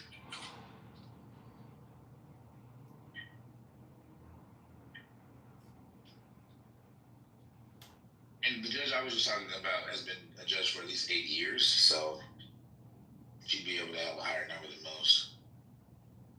Particularly the probationary ones that have only been doing it for 2 years. And that also goes back to Trump too. Trump, the first term. Yeah. Well, since this is a civil thing, are they required to be lawyers, or is this like an arbitration civil matter, kind of like an FTC deal? And what the immigration judges? Mm-hmm. Yeah, they're basically administrative law judges. They have to be a member of the bar and everything.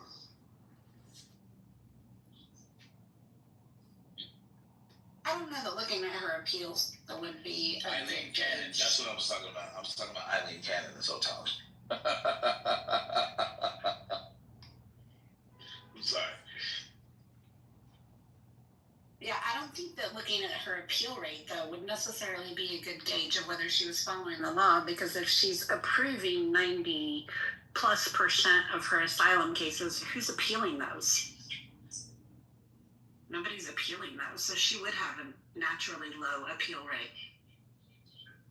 I mean, yeah, she like the number would be low, but the percentage of them that survive is what she's saying. So let's say she only had like 30.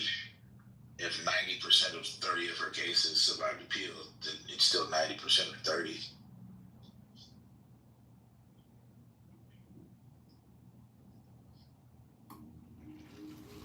I guess the logic is there's some indication that she's not like going that far out of the bounds of the law, because presumably if she was in flagrant ways, it would be easier to win those appeals. That's the basic logic. What would be interesting to see is if the 2023 study held up, if these judges were the ones with the vast majority of backlog cases, like they had the highest dockets, and they weren't moving at any point of pace, then I can see like letting them go, saying you're just not moving fast enough, you're not able to adjudicate these fast enough. I mean, yeah, but she's adjudicated a bunch of cases. I don't remember what the number was, but that's not an issue with this particular judge, Judge Isla, whatever the issue is. Actually, the wrong decisions. Yeah, but based on what? That's conjecture at this point. Based on what? Is it wrong because it didn't go the way that the administration would prefer?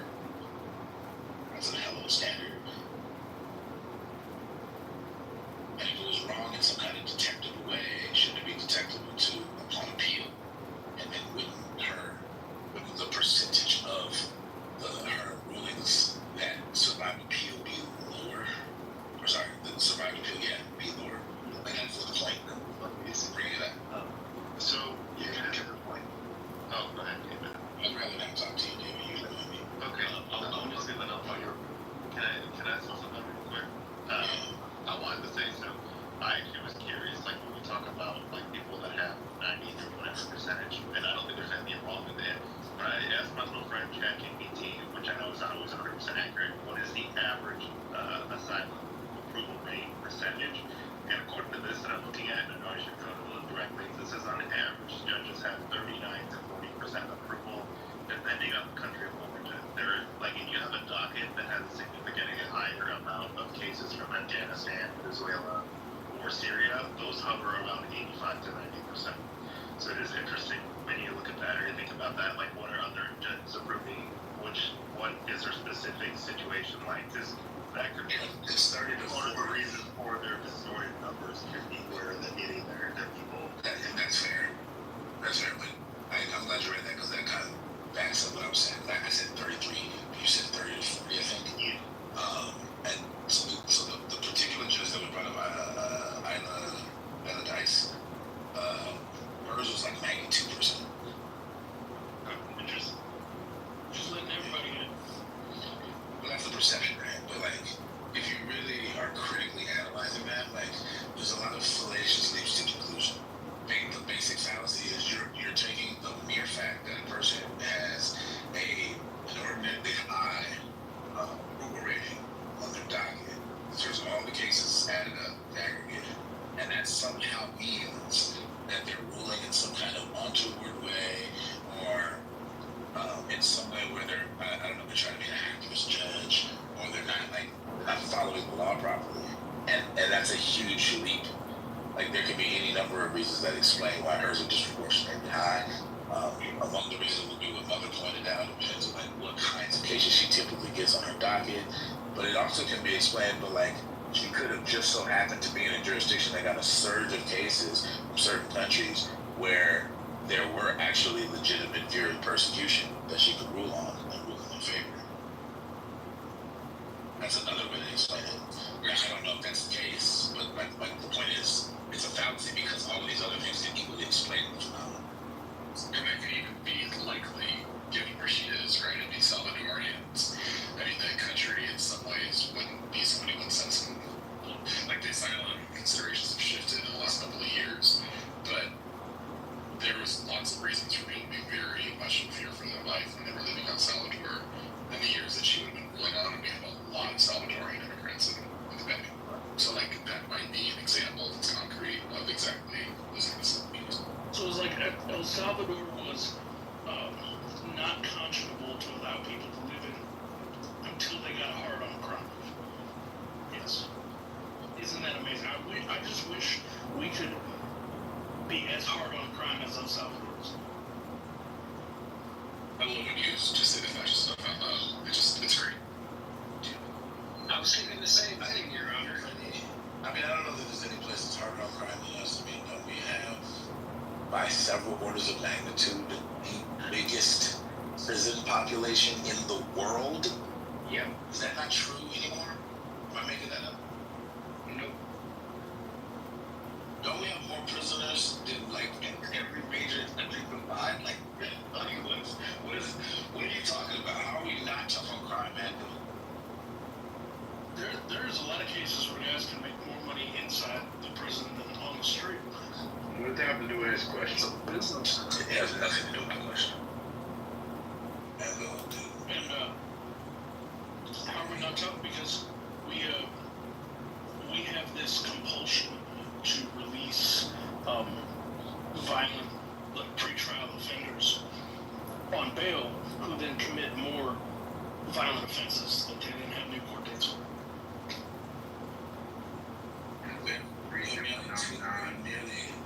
That's true. We have nearly 2 million people in prisons and jails in this country. That's increased dramatically since the 70s. Yeah, the disproportionate number of people, of course, representing like the red community. Whoa, you can't. Yeah, Jason just went over how fallacious that argument is. Oh, okay. Well, sorry, I'm coming to the party late. Yes, you did. I didn't. No. The same thing with the judges' cases is the same thing with the really? Just because it's racially disproportionate doesn't mean it's racist. That's exactly the argument. That's not the argument I made at all. You're way off. What I was about to say was, we make up 5% of the world's population, but we hold 20% of the global prison population. We hold a fifth of the world's prison population. There's some countries that are really tough on crime. We've increased increased our incarcerated population 500% since the 70s. That's like 100% a decade. That's crazy. There's disproportionate impact. The system disproportionately affects Black and Latino communities, which is true. And then the mass incarceration comes with a significant cost, both financially and socially. That's true. And I don't know how we're not tough on crime. I mean, we did the whole tough on crime revolution, and that's one of the things that contributed to our almost exponential increase in our prison population. You know what? News. I think. Yeah, I actually want to get figures for this. How many people have we executed? How many people have China executed? Like, I do wonder. It seems like a lot of what you would consider serious felonies here, such as just drug trafficking, for example, is a capital offense in a country like China. China, Singapore, Burma, Mali, they're about to execute an Australian lady for like having a bunch of coke in her bucket or something. Let's see, we've only executed. This is actually lower than I thought. Unless, okay, maybe I said that's also. It's like 1,500, but I mean, that's alright. I'm wondering about like the death. Maybe I should ask this differently. So I think what Mantle really meant by being tougher on crime is that we need to be tougher on crime for white and Caucasian people. Alright, how many people have received the death penalty? Alright, that's more like 1,600. That's still lower than I thought.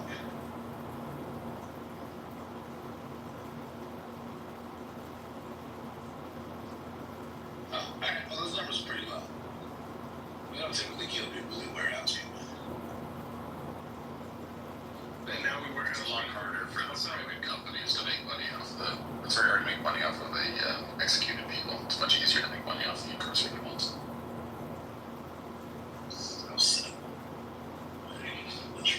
I mean, $11 million a year because it services as much as the incarcerated population. Who's gonna sew the layers of Kevlar into our soldiers' helmets to go kill Afghans? Who's gonna do that for $1.25 an hour? Alright, the countries with the highest number of executions are in 2024 were China, Iran, and Saudi Arabia. Let me see what this figure says.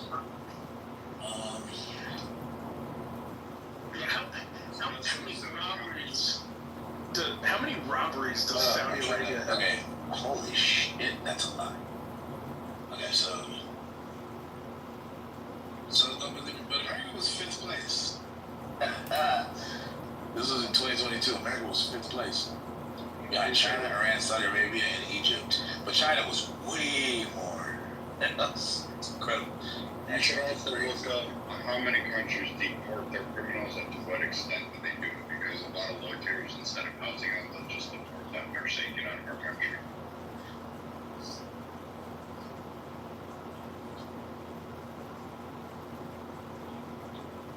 Wow, China kills a lot of people. That's what Biden's hoping, right? It's almost like they're bad guys. Saudi Arabia. And right behind us is Singapore, Iraq, and Kuwait. Yeah, but what's the per capita execution rate of Singapore? I assume it's 1,000 per capita. I'm trying to read to see how to read this. What's This is total, no, this is just a total number in that year. So it was thousands in China, 576 in Iran, Saudi Arabia was 196, Egypt was 24, and the United States was 18.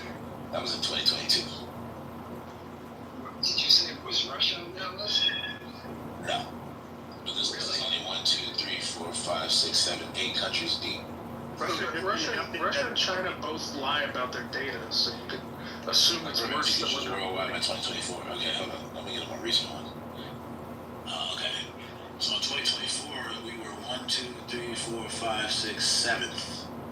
And Egypt ended up being behind us. So China was first. There was 1,000 in 2024 executions carried out. Iran was 972. Saudi Arabia was 345. Iraq, which is 4th, was 63. Yemen was 38. Somalia was 34. And the United States was 25. Egypt, after us, was 13. Singapore, 9. And Kuwait, 6. Russia wasn't on the list. I don't know if Russia reports, so that might be why they're not on there. I don't know how they're getting these numbers. I don't know these numbers. Even if they did, they would lie. Yeah, I mean, they might. I think people just disappear in Russia.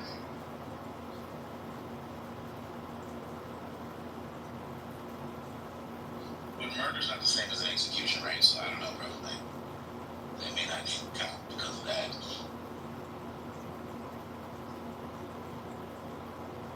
Yeah. But, I mean, the question is, you know, in this big, wide open country of China.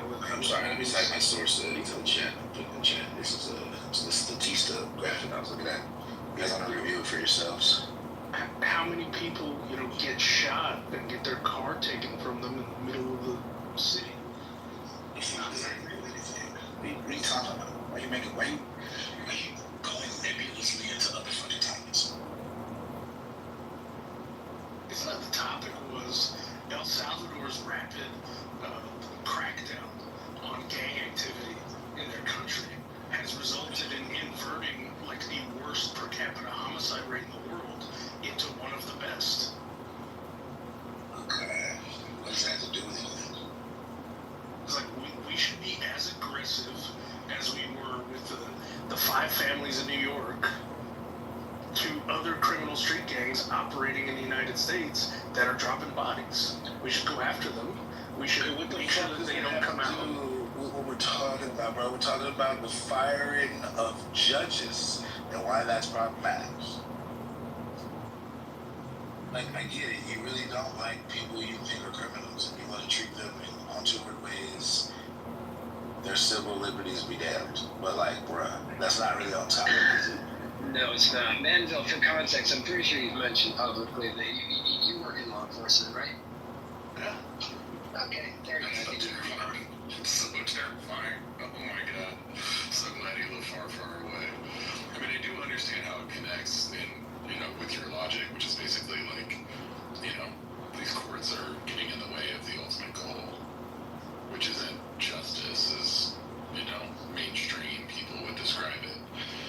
It's, you know, doing what needs to be done and trusting our guts that, you know, we know who the bad guys are and we don't need to really think too deeply about it. And all this court stuff is always just kind of just, you know, bullshit to make us feel better about ourselves. Yes, Jack Nicholson was right. Yes.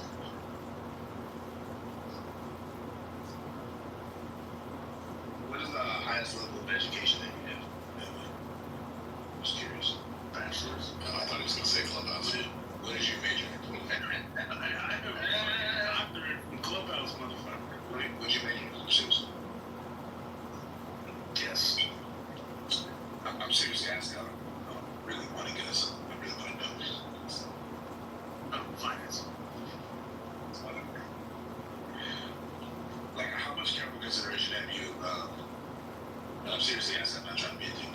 How much consideration have you given, what's deep thought, I guess, have you engaged in when it comes to the need for basic human rights, like a criminal justice context? We've had, you know, discussions before about whether people actually have rights or whether they're just a construct on that, you know, super 30,000 foot view stuff. But as it relates to how we operate this system, we have a massive disconnect between the actual rights that the Supreme Court has bothered to enumerate in case law for people and people's actual perception of what those rights are. But we also have a system where your ability to fund legal challenges and protect your rights against the government is extremely dependent on the outcome you're going to receive. So I think the American people have the rights that they can afford to defend in court in this system, and not much more than that. Yeah, you've like given indication that you kind of subscribe to force doctrine in some way. Is that fair? Yeah. There's a way that you can kind of, I guess, accede to force doctrine, but still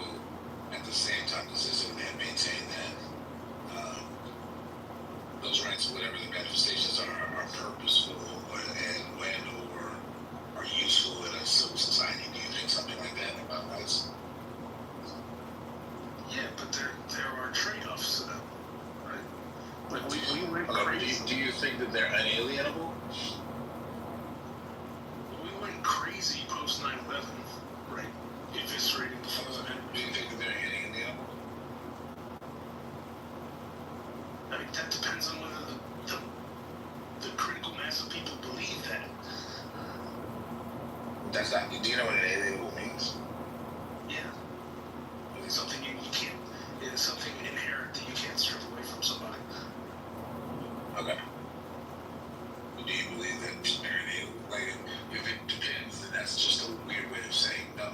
If it's inalienable, it can't depend in the way that you're describing. Yeah, because like in theory, we have written that down, but in practice, do we respect people's inalienable rights in every individual circumstance in America But that's not what or anywhere? It doesn't mean always respected. Yeah, but that's not what inalienable means. It doesn't mean always respected or always recognized or never violated. Like, even if your rights are being violated, you still have them. And also, I think the tension with this topic is in deciding how far are we going to extend these systems to people who are guests or uninvited guests in the country versus people who are naturalized citizens. And all of the force doctrine therein is just to maximize the likelihood that people will respect each other's rights, but that they have them. Right? Like, that's not something that depends on the force. Well, your ability to enforce them does. Yeah, I agree. But the fact that you have them, right, is not dependent on intervention. But of course it is, because you can claim any right you want, but like your ability to get other people convinced to respect it is what's going to determine how far you can go. It's going to determine whether or not your right is respected in practice. But rights are moral concepts. But that's The rights are moral concepts. the practice of rights is the only thing that's there. The moral concept of rights is not. But rights are moral concepts. That's the point. They create obligations on other people that then we have a layer of law on top of and other force activating mechanisms to get people to comply who otherwise aren't inclined to do so. That's fair, but like, you can have your force doctrine at the level of law, but not at the level of morality.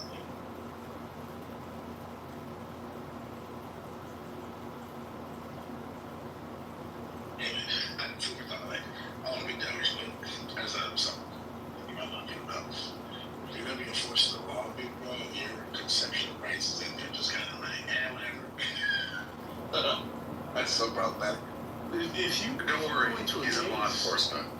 Whatever, and you fuck up a bunch of established case law and the ways and the procedures and the things you were supposed to do in order to obtain the evidence, ask questions, and complete your investigation, you're not going to go very far, is it? Do you think it's morally acceptable for rabble-rousers to attack ICE agents?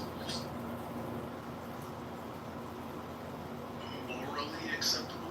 Yes. What about doxing them? Do you think it's morally acceptable for rabble-rousers to dox ICE agents? Expose their families to all kinds of fucking dangerous shit. Like, I don't really run around making moral judgments on people, You don't. It's more like... Okay. So you have nothing to say about whether that should or should not happen? I mean, it's very clearly a violation of law. I'm not asking about the law. I'm asking about morality. No, one man's freedom fighter. I mean, It's entirely perspective dependent. okay. If I was an ICE officer, If somebody were to treat you that way, you'd be cool with it because if I was an ICE officer, making moral claims. if I was an ICE officer enforcing Title 8 and somebody tried to dox me, and then somebody tried to come to my house and protest or scare my family, and as a result of that, right? Yeah. Like I personally have a shit about what you big fucking problem. Is it wrong? Is it wrong? Morally wrong?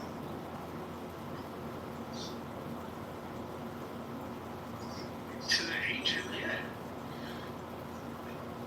What do you mean to, yeah? You said to the 8, like, as if, okay, so it's like subjectively morally wrong. Yeah, is it morally wrong to hide people and shelter people from ICE?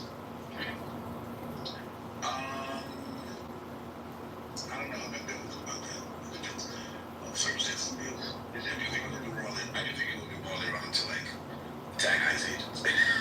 I think that's obviously morally wrong. I mean, but if these ICE agents are, you know, enacted, they're completely violating all of these inalienable civil liberties of all these people. If you're making that argument, then shouldn't they rise up and resist the tyrannical oppressor?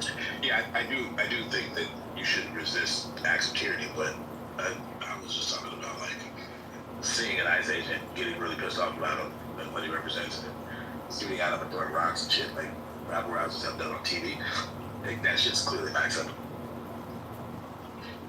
You have to have some assurance that the ICE agent in question is actually guilty of the thing that you presumed about them. You can't just make a presumption and then do anything to them. Like, that's clearly not moral. But then again, I'm nuanced. Maybe that's too much nuance for me. The only reason why I see some of the ICE things is because I thought you'd be able to run into it as a law enforcement agent. A little easier. Yeah, it's easy to be self-interested. Like, yeah, everything everybody does against me, I'm against. Everything they do for me is great. They should do more. I know that's why I did it the way I did it. That's the fascist logic. I was then gonna flip it and go, well, in the same way, and it'd be wrong for me to do that to you. It goes the other direction. So that's what We have things called FISA courts. And we have these detention centers that are not on U.S. soil.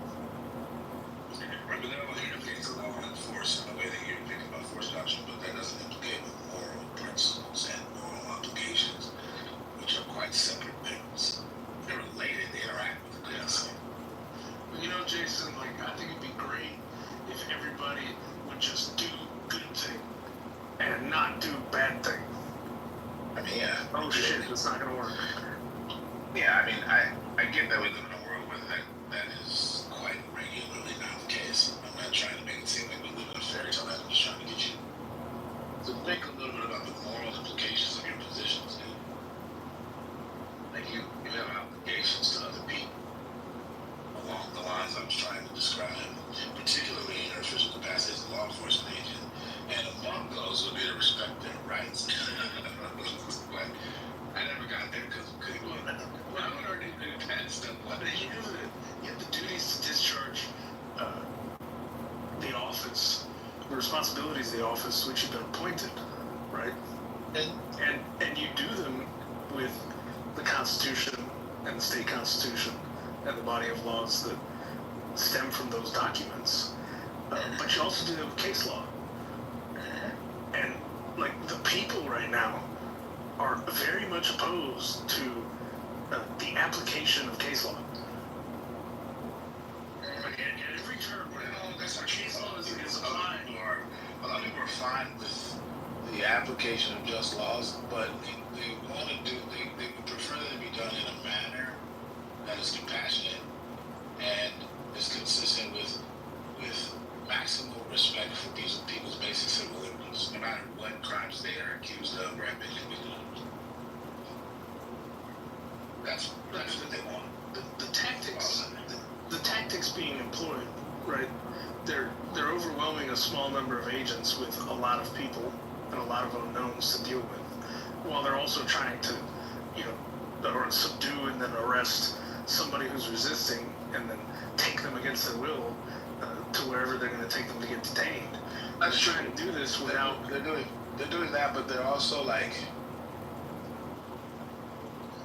they're maximally disrupting communities. They're conducting their raids in such a way that are drumming up fear and reducing the extent to which people that they're targeting and or people who are related to them, like their husbands and their siblings, and etc., are able to participate in civil life, right? And so that's the fear that they're drumming up in the way that they're conducting their raids. And the most egregious thing is the blatant violations of people's basic civil liberties.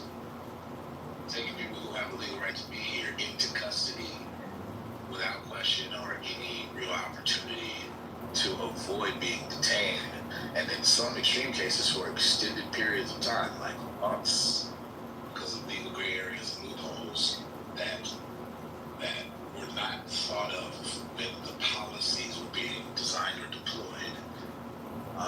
People are also taking in people who are not like egregious criminal offenders. Like these are people who maybe overstayed visas or crossed the border illegally, but then like their license expired or something that implicates the law, but not like it. They still broke the law at the beginning. Yeah, they did. I acknowledge that. But there's a difference in all laws aren't the same. So It doesn't matter. If somebody systematically chooses not to follow the laws of the host nation, crosses the border, and they get caught, they should be able to get sent out. They obviously already don't respect the laws of that nation by crossing illegally to begin with. They should be escorted out of the stop country. yelling for a second. Listen, like that's fine. I actually acknowledge the legalities. I'm not even arguing against them. I'm trying to describe the manner in which the deportation efforts are being taken place, how they are sometimes violative of people's civil liberties, even people who've broken the law. And those who, they ought not have their civil liberties violated, even if they cross an imaginary line in the dirt. So, One second, please. So to your point, Muse, and I guess Shepwreck. So yeah, there's folks that are not. There are folks that are here legally. There's a specific example of an Irishman who was here legally. He was taken because he had overstayed his visa by not 3 months, by 3 days. Why did he do that? Because, he was in need of an emergency medical attention. He provided medical documentation. It didn't matter to the ICE agents. They detained him unnecessarily for 100 days. yeah, that's draconian. That's fun. And that's the kind of shit that I would object to. And So you're arguing that when there's no real excuse for that or justification for that. Right? so you're arguing that when the scale required. No, I'm gonna stop right there. No, I'm not arguing anything about that. I'm simply saying the manner in which the policies are being deployed and carried out are, in many cases, not conducive to what the law actually allows. And that's a problem if your whole thing is law and order. And the people who are careful are objecting essentially to that. Because that's draconian and in many instances illegal. In a lot of instances it's not that it's illegal, it's that it's callous. It lacks any consideration about the situations that human beings are in. A lot of them don't have any demonstrable ill will towards the country or anything like that. There's so many different anecdotal cases I can give you. There are a lot of people who these actions, barring anything illegal, are totally appropriate because they're criminals. And they've done really fucked up shit in a lot of different places, not only just here in the United States in a lot of cases, but also in other countries and other countries along the way. And so, like, a lot of the draconian stuff you're advocating for are way more appropriate as applied to them. But, like, it's almost as if y'all won't allow for any nuances. Like, every single person who's being targeted is not like a fucking 5-time convicted felon from El Salvador or fucking MS-13 member, bro. Like, a lot of these are like, just sweet old ladies and shit. Like, and like, The position of ICE is that anybody here in the country that does not have a legal status is getting sent home. That's the position of ICE at the moment. right? No, that's not actually the position of ICE. Yeah, anyone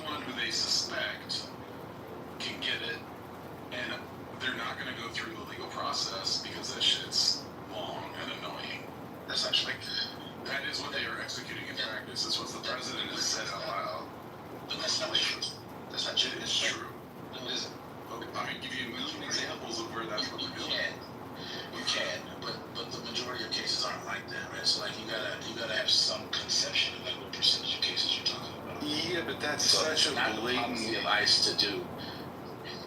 That's such a. Not the policy of ICE to do what you're describing. Their official policy is to do something very specific that they're often they're often not executing, and that's when they get into trouble, and that's when I'm in 100% agreement with you.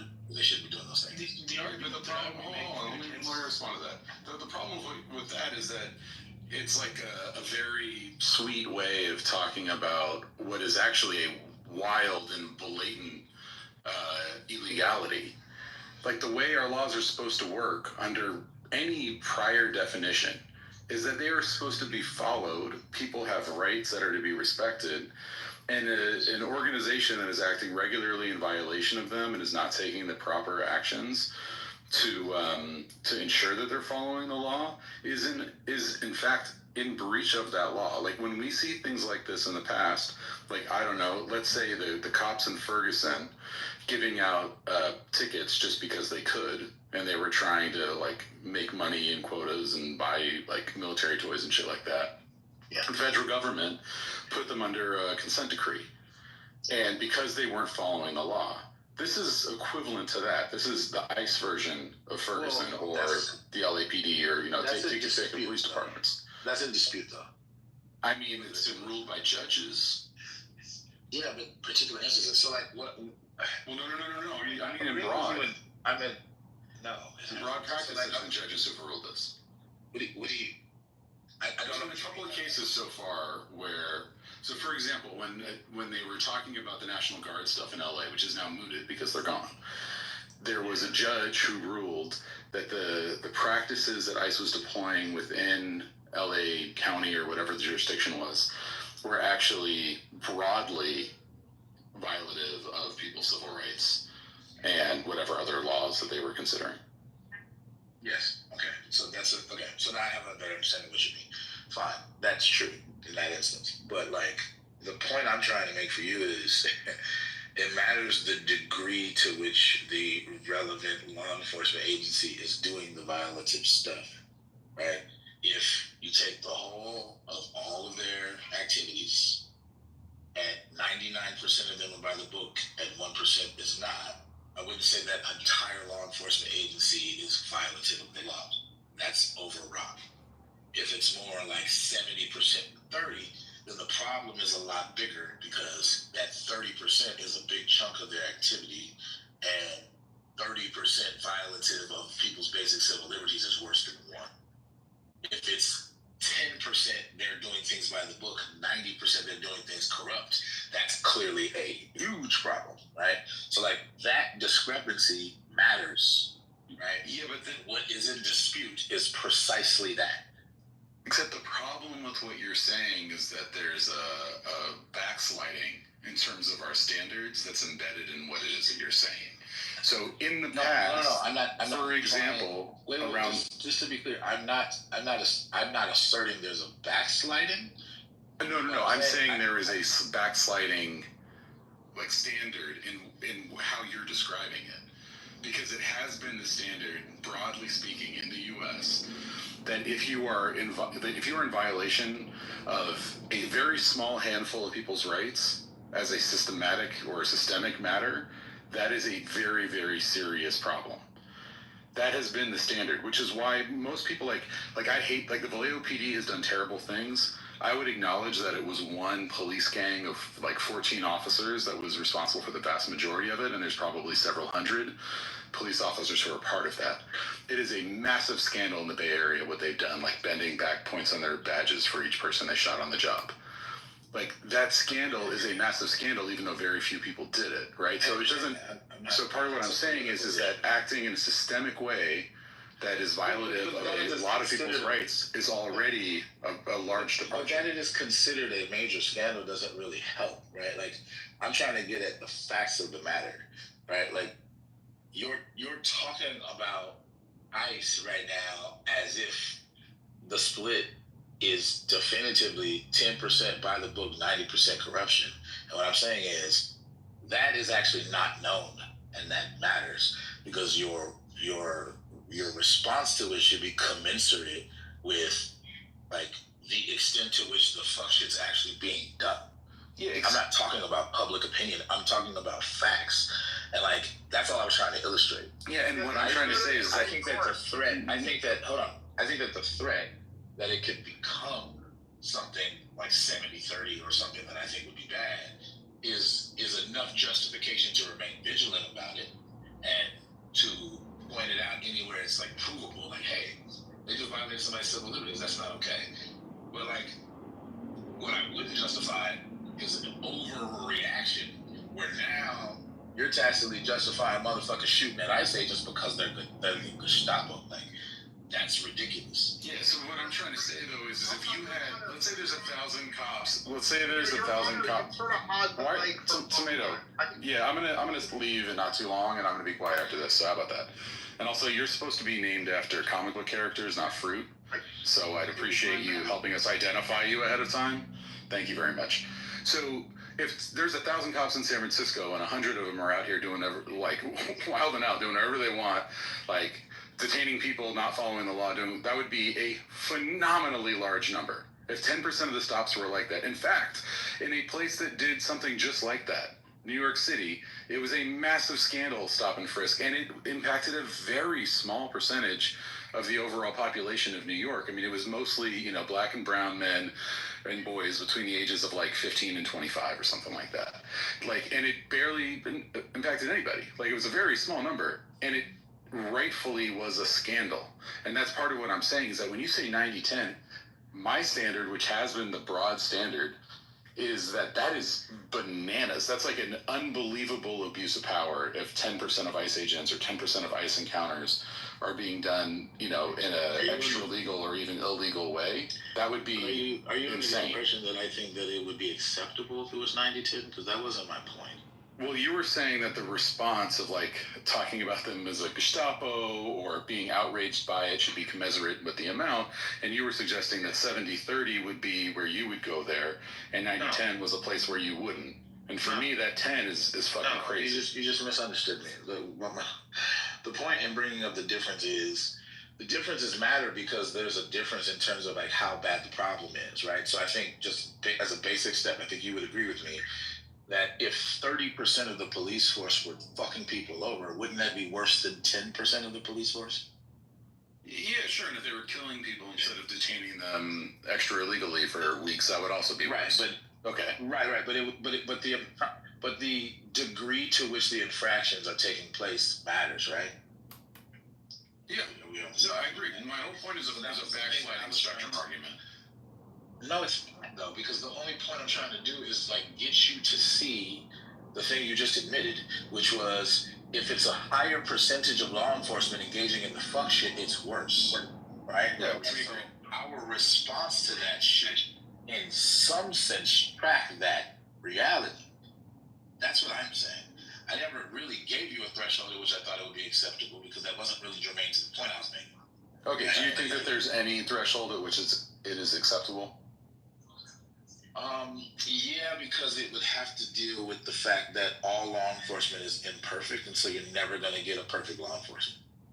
So okay, so if an officer something like 99.9% or something like that, because we're never going to get it to 100 like we would want in an ideal sense. But the reason why is because it would be an acknowledgement of you're going to have imperfect law enforcement. That's okay. So as a manager, you would accept 99%, but for that 1%, if you were, say, the manager of this, that 1% that is in violation, you would take action to try to get them back.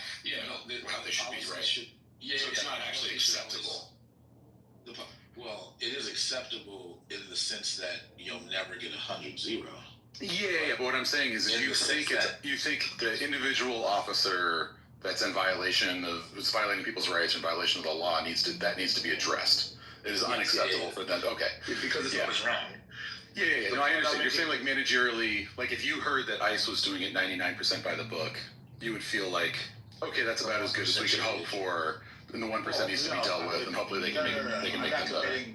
I'm not committing to a threshold. I'm saying the reasoning should be, let's minimize the fuck shit as much as actually possible, right?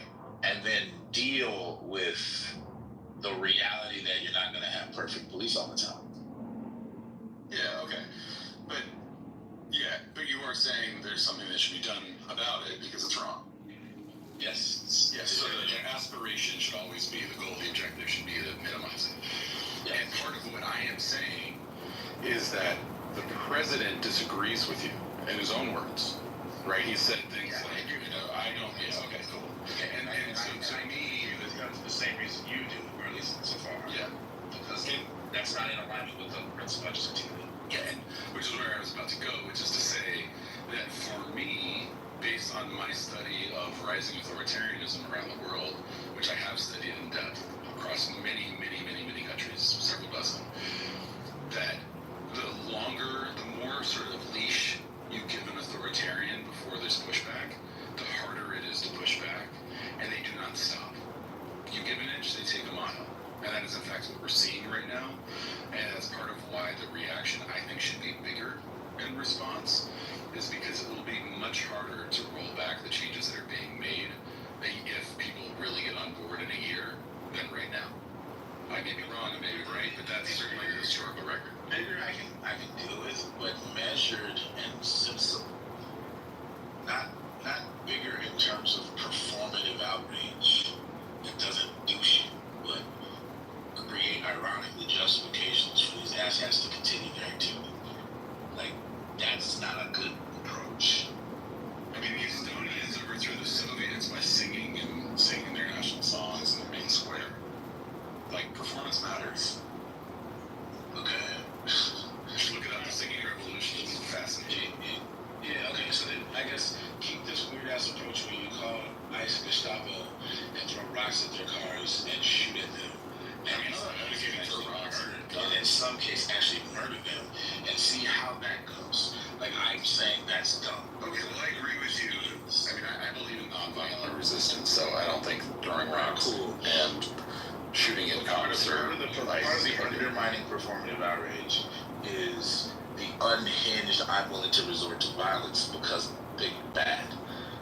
That's what I'm criticizing. That's not a measured approach to any of that shit, and it undermines the moral force of the objection, and it creates scapegoats for your political opposition, because then they use that against you and go, see how crazy they are? We need more troops. And that shit is actually effective, and it undermines your points. Yeah, I mean, I agree that, like, effective resistance, whether it's performative or not, and a lot of times, like crossing the Edmund Pettus Bridge was performative. It was very not. It's performative in principle. Yeah, okay. So, yeah. Okay. Well, then we basically agree. What I'm saying is that there needs to be more moral clarity, and that basically espouses, some principles which probably should be rooted in classical liberalism, and things like human rights and law and so on and so forth. That basically people who believe in such things need to take a firm stand and force this administration to expose its opposition to those classically liberal values, which are that have been broadly believed in America and very much need new life breathed into them by a morally clear, righteous movement. Because the alternative is for the Manvilles to take over.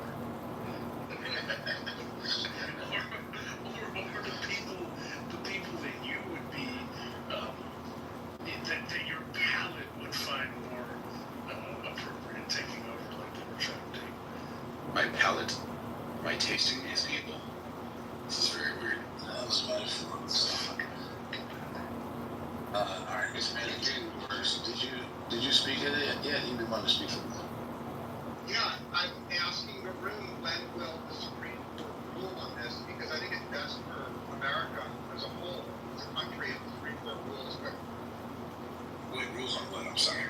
I think the proposition on the table is that these judges, because they're leftists, they are letting in asylum seekers they know are fraudulent. And I'd like to have the Supreme Court rule on that, because it's better for America if it's decided quickly rather than.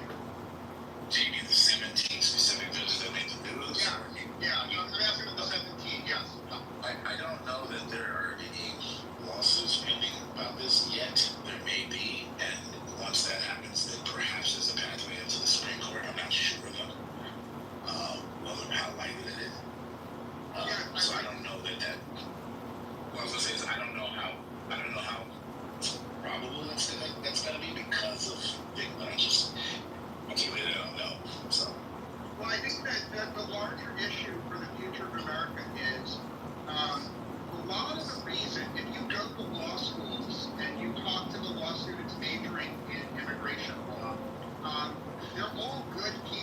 they're very ideologically motivated. That is, the overwhelming majority of people that major in immigration law in law school, they have an ideological bent towards letting a lot more migrants come here. So it's not the pool that they're using to select judges. It's not a neutral and biased pool. It's a very, very skewed pool.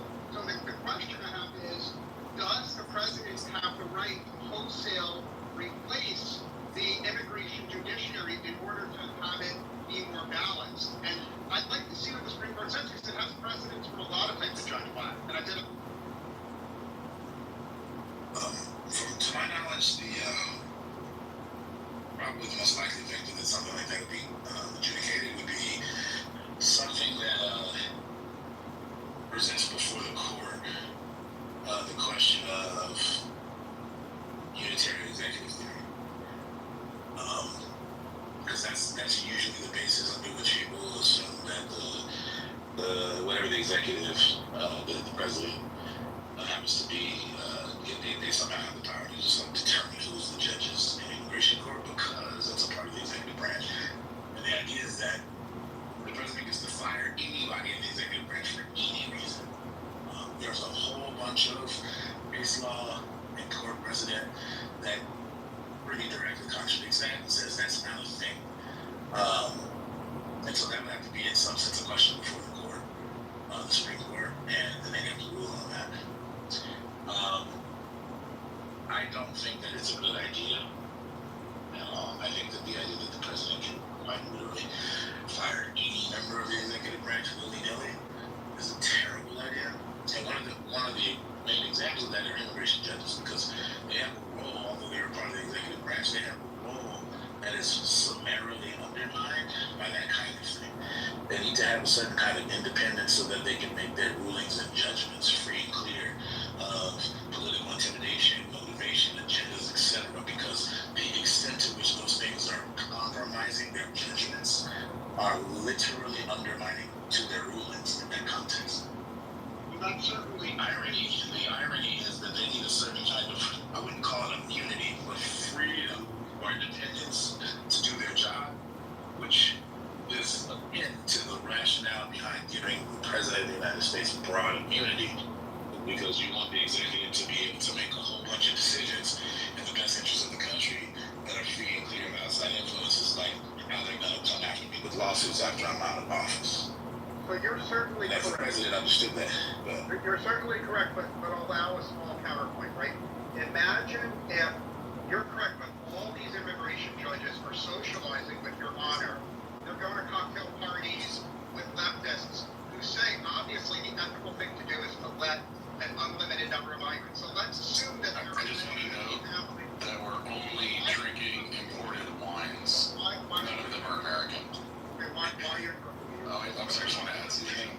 What I'm saying is the social circle, human beings are humans, right? The social circle you travel in impacts your moral compass.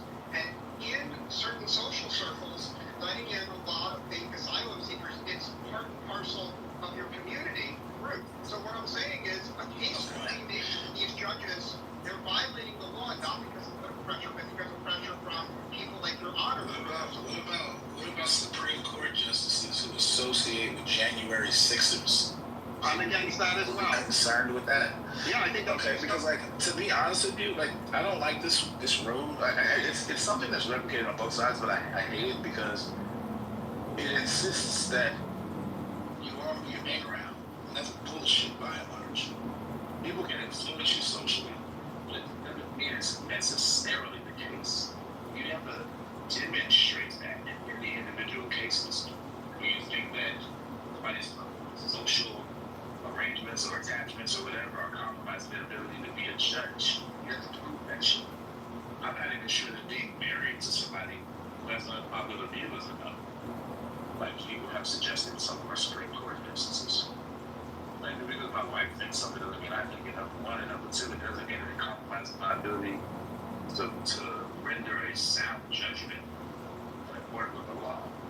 So that shit's a more complicated than that. And for that reason, I don't like this guilty by association logic.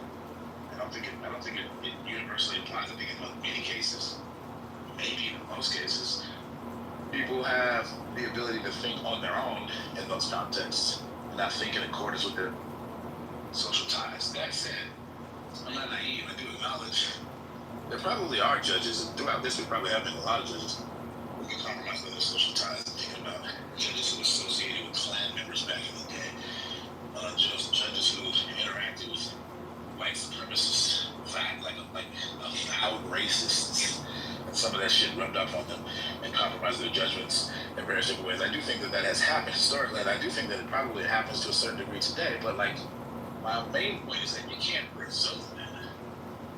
You gotta prove that. It's hard to prove because you can't read people's minds. It's intriguing fine tequilas with me, also all imported.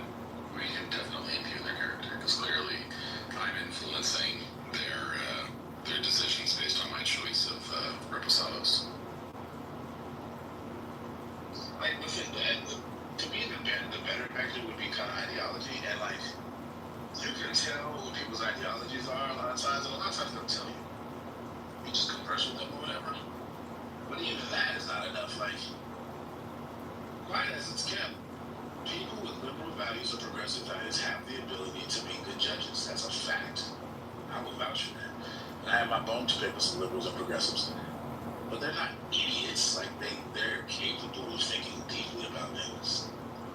And I think that the same, or something analogous is true of conservative judges. Like, they have their biases politically and ideologically, but they have the ability, it is possible for them to rule with sound logic and reasoning. And to some extent, it may reflect their biases or whatever, but not so much where it's like way off base. So I don't know, man, this idea that certain ideologies are capable of being, being good judges, or certain people with certain ideologies are capable of being good judges and others aren't, I don't buy that. I actually think that is the product of bias itself.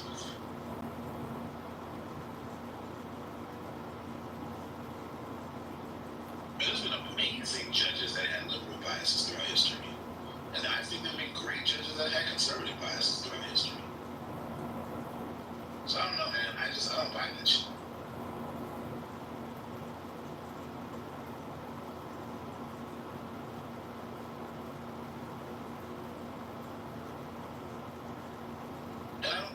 I don't know what percentage of immigration judges are quote-unquote liberal. Presumably there are a lot of conservative immigration judges. Well, if I have a link that shows, I will. I have some friends who are involved in an organization called the Innocence Project, and I can tell you that the political biases that people involved in the Innocence Project are greater than any elected. What percentage of judges do they represent? Innocence Project? Zero. They're not judges. The Innocence Project is basically particularly focused on people who are on death row that may be innocent, and they give pro bono legal services to try to free them. And they have, in many cases, there's at least dozens, if not more, instances of them proving the innocence of people who were slated for execution. Give me something that can tell me, get a reasonable sense of what percentage of current immigration judges have a liberal bias. I mean, I could just literally just put that in Google. See what happens. When I do immigration judges, why not judge them based on liberal or illiberal bias? I don't know. That's just weird. I don't know. He's doing that. I don't know why he's doing it. I mean, there's already the Immigration and Nationalization Act, right? So, what does that mean? Anyway. I mean, this is part of what I was saying before about like Odie, you, Jason, for sure, definitely Ali, I'd say Kirko, Cuzzo, all fall into sort of the traditional mainstream of American politics. Fundamentally believe in the rule of law. Maybe we disagree with certain laws, but we understand that they should be followed as part of the social contract. Basically believe in the political, tradition that goes back to, the thinkers like Locke and moves forward to people like Rawls.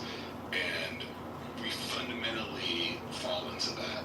And I think that one of the tragedies of this moment is that there are too many of the us's who don't understand that the Manvilles are something very, very different. And they are not in that mainstream tradition. They do not respect the rule of law. They're not interested in it. The idea of sort of pluralism or some sort of like, rights of man kind of conception is not something that they have. And I just think we need to come to terms with that and to understand what happens, what's done by the Trump administration through that lens, because they are not part of that mainstream. And they keep telling us, and I feel like people just refuse to hear it.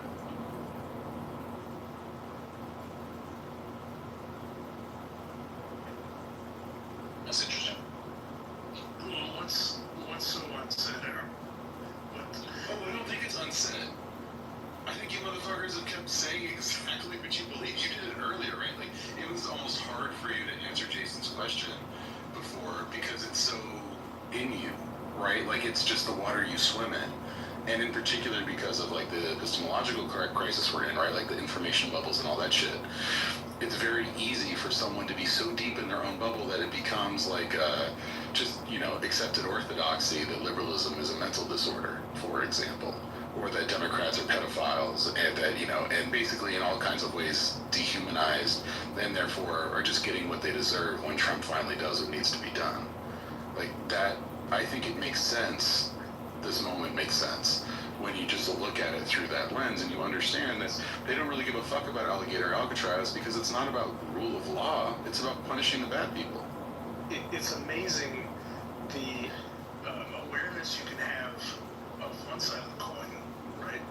But not noting the temperature of the water, right, that we were steeped in from.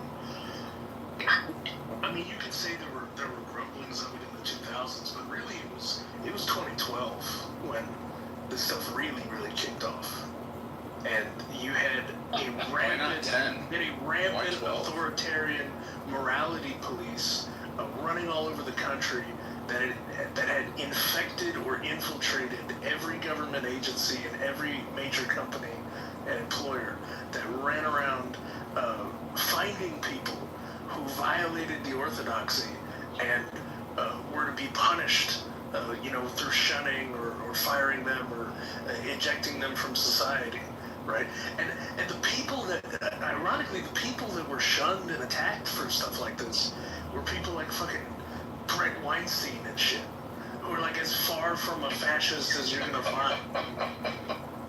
I mean, the problem with your theory of the case, Manville, is that respond. Manville, the thing you're missing is that liberal overreach served America in a great way. So if you go to San Francisco today, specifically because of your honor's crimes, the voters of San Francisco turned against your honor, and there's a new mayor that has reduced crime and reduced homelessness. So what I'm saying, Manville, is you see the leftist community overreaching.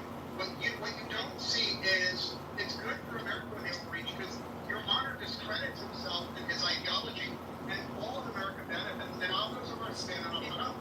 When your honor succeeds in getting Mondami as mayor of New York, and there's pogroms, when we see pogroms and crystal box in New York, it'll be good for America because it doesn't go to New York. Why are you putting that on that?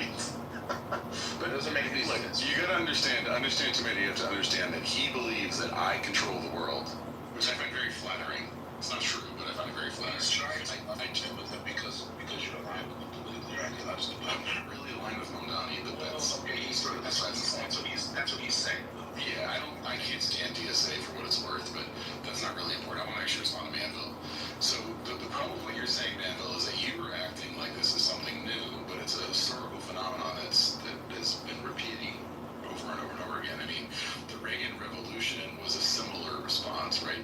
There was a part of the country that looked at, free love and civil rights, and they're like, we are so tired of pretending this bullshit and having our, busing, and we have to have our kids go to school with those kids.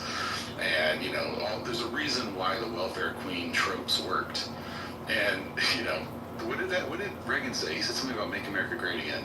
And then there was, another very similar movement that used the same slogan about, another 50 years earlier, who did the same kind of stuff. And this has been a repetitive, this has been a cycle within American history where there is a faction of people who no one understand in their conception that this country was built for them.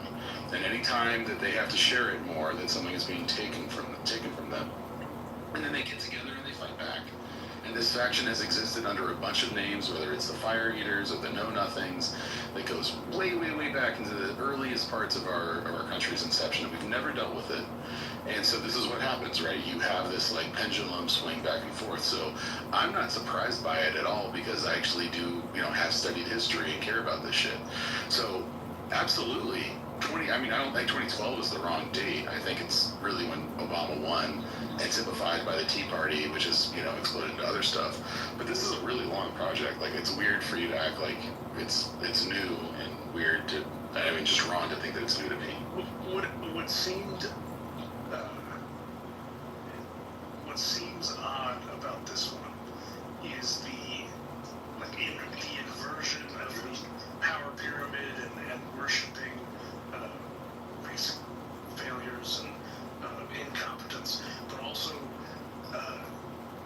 taking a McCarthyist attitude and behavior, but applying it to maximally hyper liberal social policies. That's very weird. It hasn't. I don't think it's historically been that framing of a backlash. It has been. The woke shit before was things like the Civil Rights Act, which, wait, what is the right fringe of the MAGA movement into right now? It's rolling back the Civil Rights Act and the Voting Rights Act. These things are cyclical. You see the same pattern over and over again. Now, they may use a different word than woke, or they might talk about it in different ways, but if you listen to the Nixon tapes, he just outwardly says, "Yeah, we're doing this war on crime," but we know what's really about. If you listen to, or read up on Lee Atwater, he made it real plain. It wasn't hard to read between the lines. And it's the same shit of Brad Parscale and Stephen Bannon. They are essentially just a modern version of their predecessors. So I don't understand how that's difficult for you to see. Man, Bill, if you think about it, the policy of letting violent criminals go free is a big part of the reason why Black and Hispanic men voted for Trump, and to a greater extent in the most recent election. So, man, just think for 1 second, right? If you compare the 2016 election to 2024, Black men and Hispanic men turned against your honor and denounced him, specifically because of the policy of letting violent criminals go free. So when your honor advocates for abolishing the police and emptying the prisons, you should thank him, because it is your honor's anti-carceral. Just for the record, I don't actually believe either of those two things. Just for the record. Yeah, close enough for us. You're getting in our mates. I appreciate the honesty. Your honor is your biggest friend in the room. Your honor is accidentally helping you win elections, man. And if your honor retired, you would lose election. But so Tomato, which I'm sure I know you under a different name. I think you fundamentally misunderstand me. I have something wrong with me, which is that for some fucking reason, no matter what it is, I am more comfortable being against the current thing. And when Trump takes power and starts doing a bunch of stuff, and everybody wants to get behind that cult of personality, it seems weird to go along with that. I don't like moving with crowds. Now, personal tastes, I prefer orderly, clean streets and golden retrievers and white picket fences to heroin needles and pink fucking hair and women dressed as dudes fucking flopping around in tents they stole from their grandparents' garage. I have a preference, but ultimately I'm more comfortable being contrary. And I've just noticed that and come to terms with that. Yeah, you should thank your honor, because you should visit San Francisco and see how clean it is today as a result of the new mayor. That's all I'm saying, man, Bill. Don't be a doomer. Don't be a doomer. Things are amazing in America. I'm fine in America. But I think, with the shifting of the groups, actually I think Peter Zahan had a great breakdown of like shifting electoral groups and how Bush and Trump differed, how Obama differed from the Democratic candidates. I think a shift did occur in 24 of the electorate, but we shouldn't be counting on it to set a new paradigm.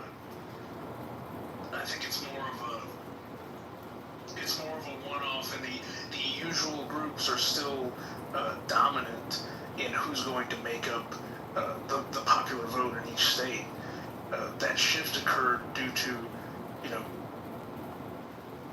this fucking annoying ass COVID situation and the lack of a out and out recession,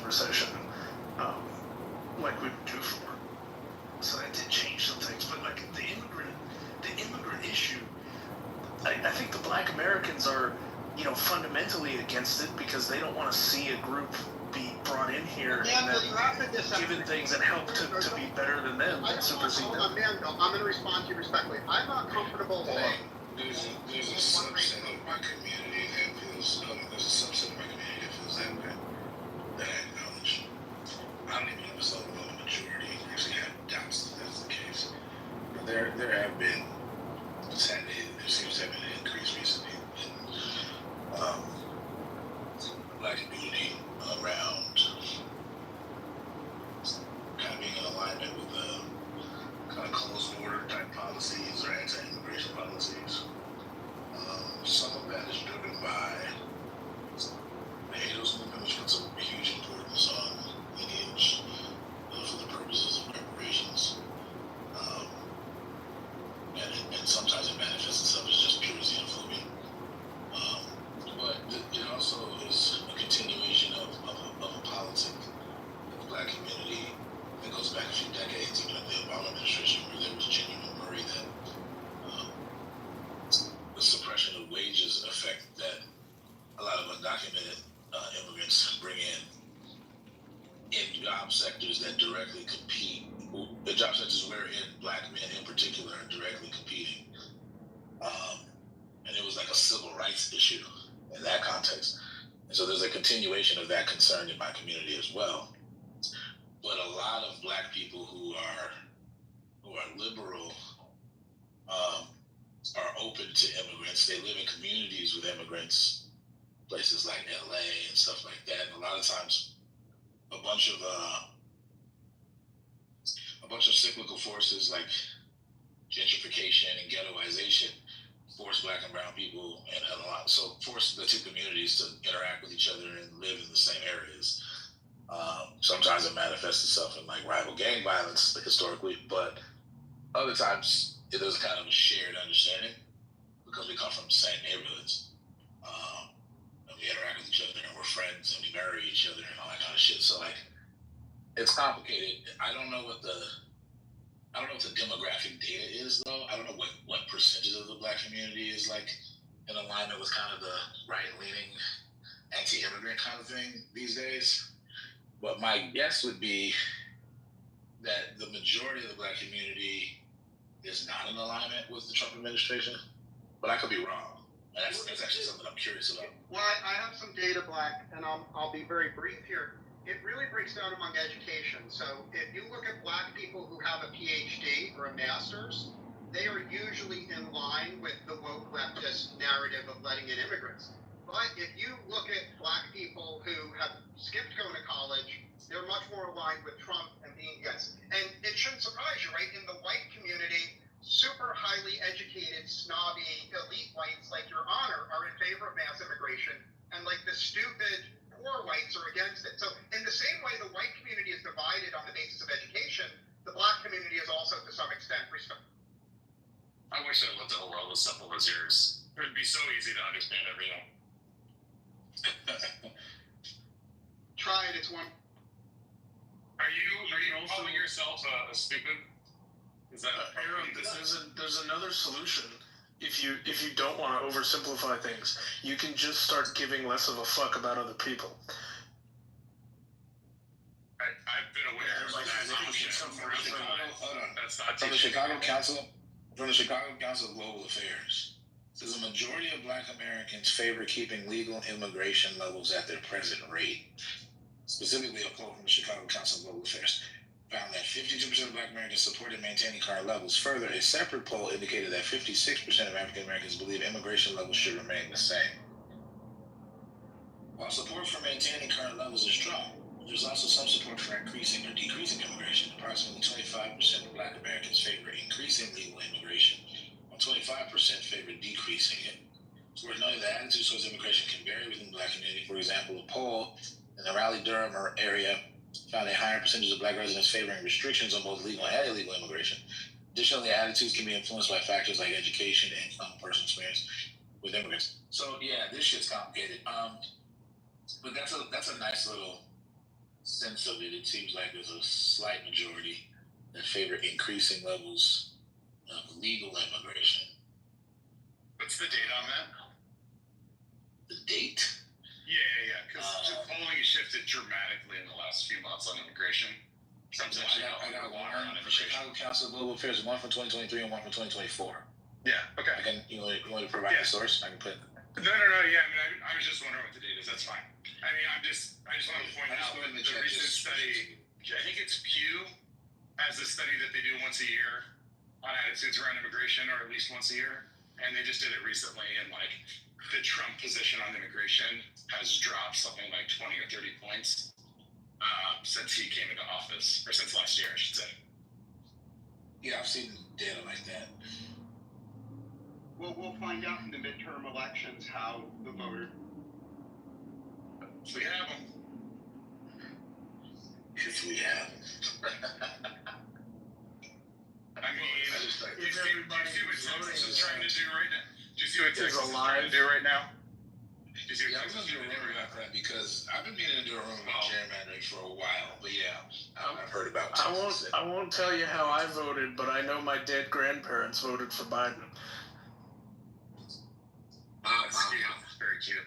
My point isn't that we won't have elections. I clearly will. It's more about what is the meaningfulness of them going to be given something they're trying to make right now, and also what's happened to the evisceration of the election administration bureaucracy, where a crazy percentage of the people who actually know how to run elections are no longer in those positions, which is obviously a big problem. Aaron, since you spend so much time on immigration, you're so knowledgeable on it, I am actually curious about the money. I haven't made that claim. And the interest. Well, we talk about it a lot. How mad are donors to Congress that their workers are getting snatched in raids on their actual facilities? Well, I'm mad enough that Donald Trump is changing his tune on hotel workers and farm workers. That's pretty bad. Yeah, they pissed off Republican donors with that shit. Who do you think's employing all the wage slaves? The job creators. Well, we'll talk a lot more about a lot of the business owners are Republican supporters. A lot of the business owners in question are Republican supporters, or they support both parties to whatever extent it benefits them to do so. Your questioning of him is weird to me because it implicates like one of the reasons why he's pivoting in the first place is because he's getting pressure from his members of his own party who have a whole bunch of donor class constituents who are pissed about it. Yeah, and that's because a lot of voting behavior is not based on economic self-interest. It's based on altruism and your moral view. So it's famous that people in your honor social class are not criminals, but they vote to let criminals go free. People in your honors economic class vote for higher taxes, even though higher taxes. See, your honor sees himself as altruistic and moral, so he votes. Why is your honor the avatar of the people you're talking about? People talking about. The obsession is intense. But there was a book called What's the Matter with Kansas, right, where leftists complained that poor church-going people voted against their economic interests. And it's definitely true. Poor church-going people do vote against their economic interests. But at the same time, your honor votes against his own economic interest. He votes for high taxes on himself to give welfare to criminals. So, again, most people are like your honor. They vote based on morality, not economics. Yeah, it's actually not a good representation of my view. Yeah, I don't know that for certain when people vote against their economic interests or have historically actually. They typically vote, particularly if they're in the black church, they typically vote overwhelmingly Democrat, and overwhelmingly Democrats pursue policies that favor these communities in various different ways because they're statistically more likely to be in need of entitlement programs, welfare programs, SNAP, all that kind of WIC, all that. Or do they need those programs because of the Democrat policies?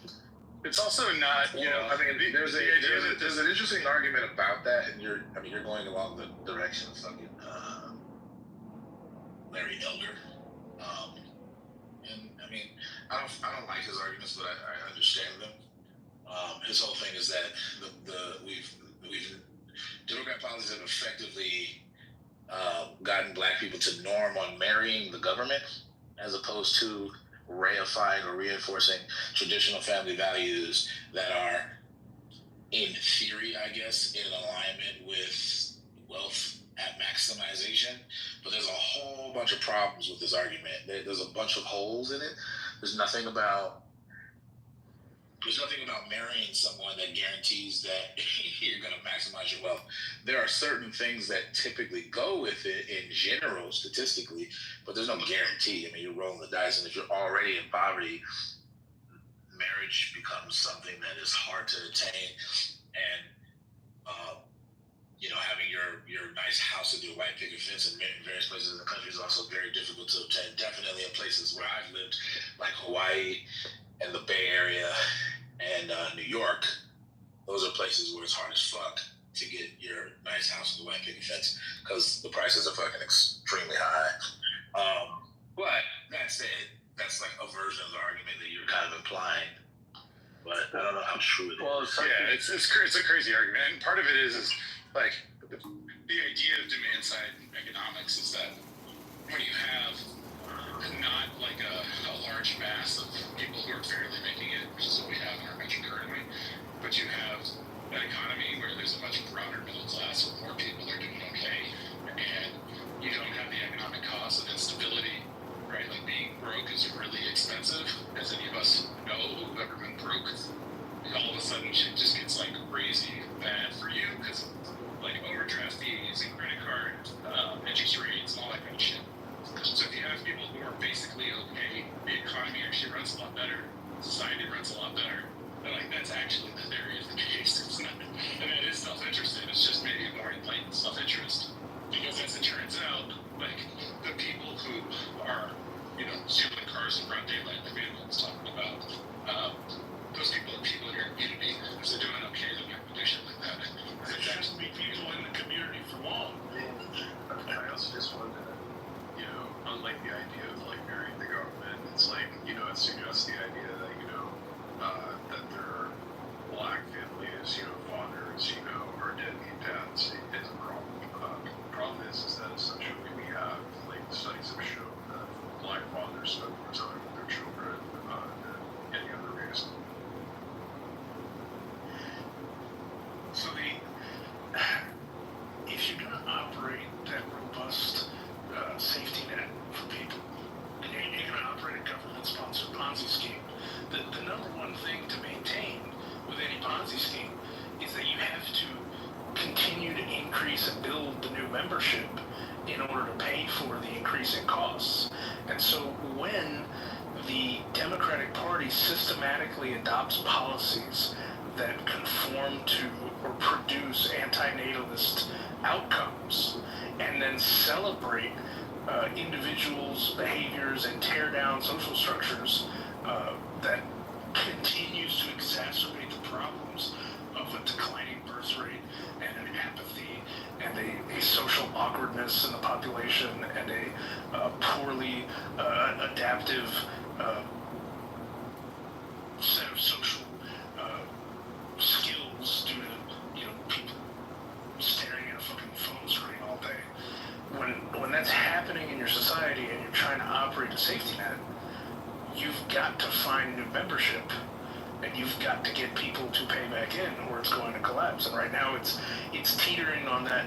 We're either going to have another baby boom and buy ourselves another 20 years, or we're going to head the way of Europe, and we're going to have a lopsided demography where there's too many old people that can't be supported.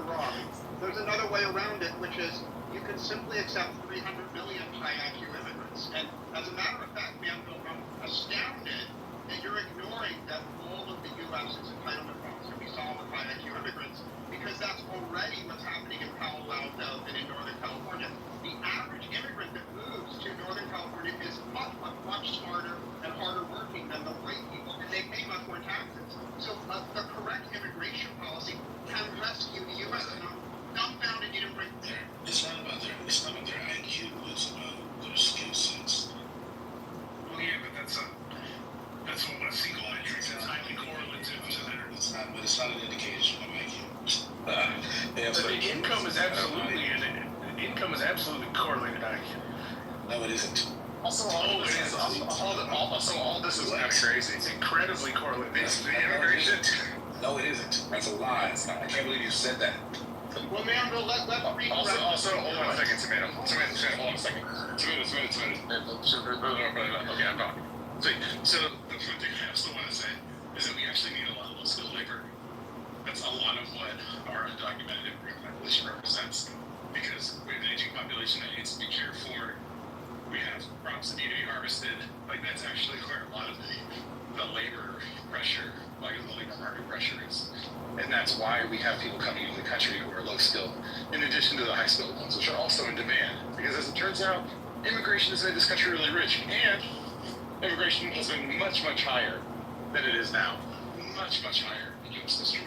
Manville, I'm really surprised that you did not suggest super high skilled immigration as a way to pay off Social Security and Medicare. It sounds almost, I mean, you know I like you, Manville, it almost sounds like just for aesthetic, moral reasons, you don't want an America filled with immigrants, even if the immigrants pay a lot of taxes.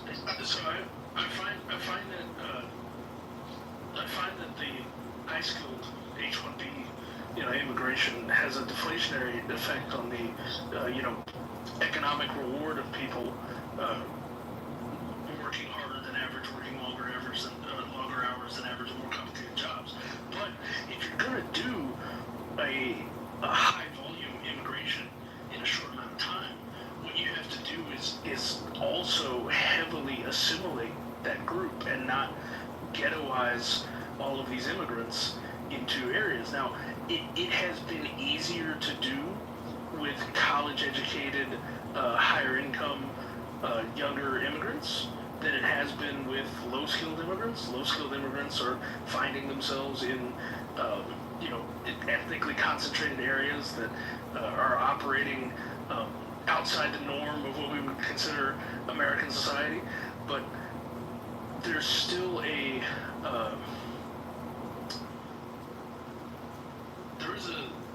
culture and an assimilation process that you want to put them through. And we're not doing a very good job of it. Like, the melting pot might be on, but it's not very fucking hot.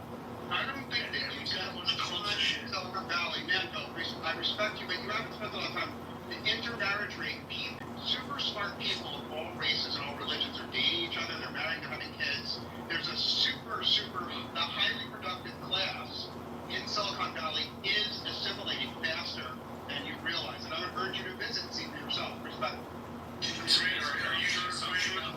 The Boston Brahmins are swirling fantastically.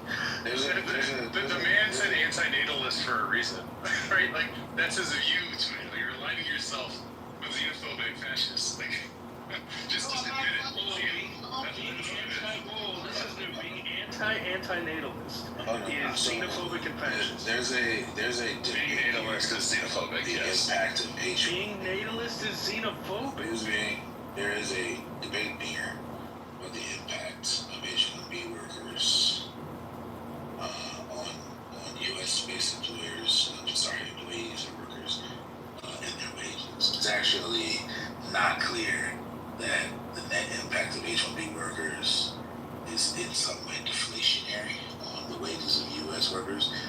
There are many indicators and studies that suggest that H1B workers basically just complement U.S. workers by, particularly by filling in gaps in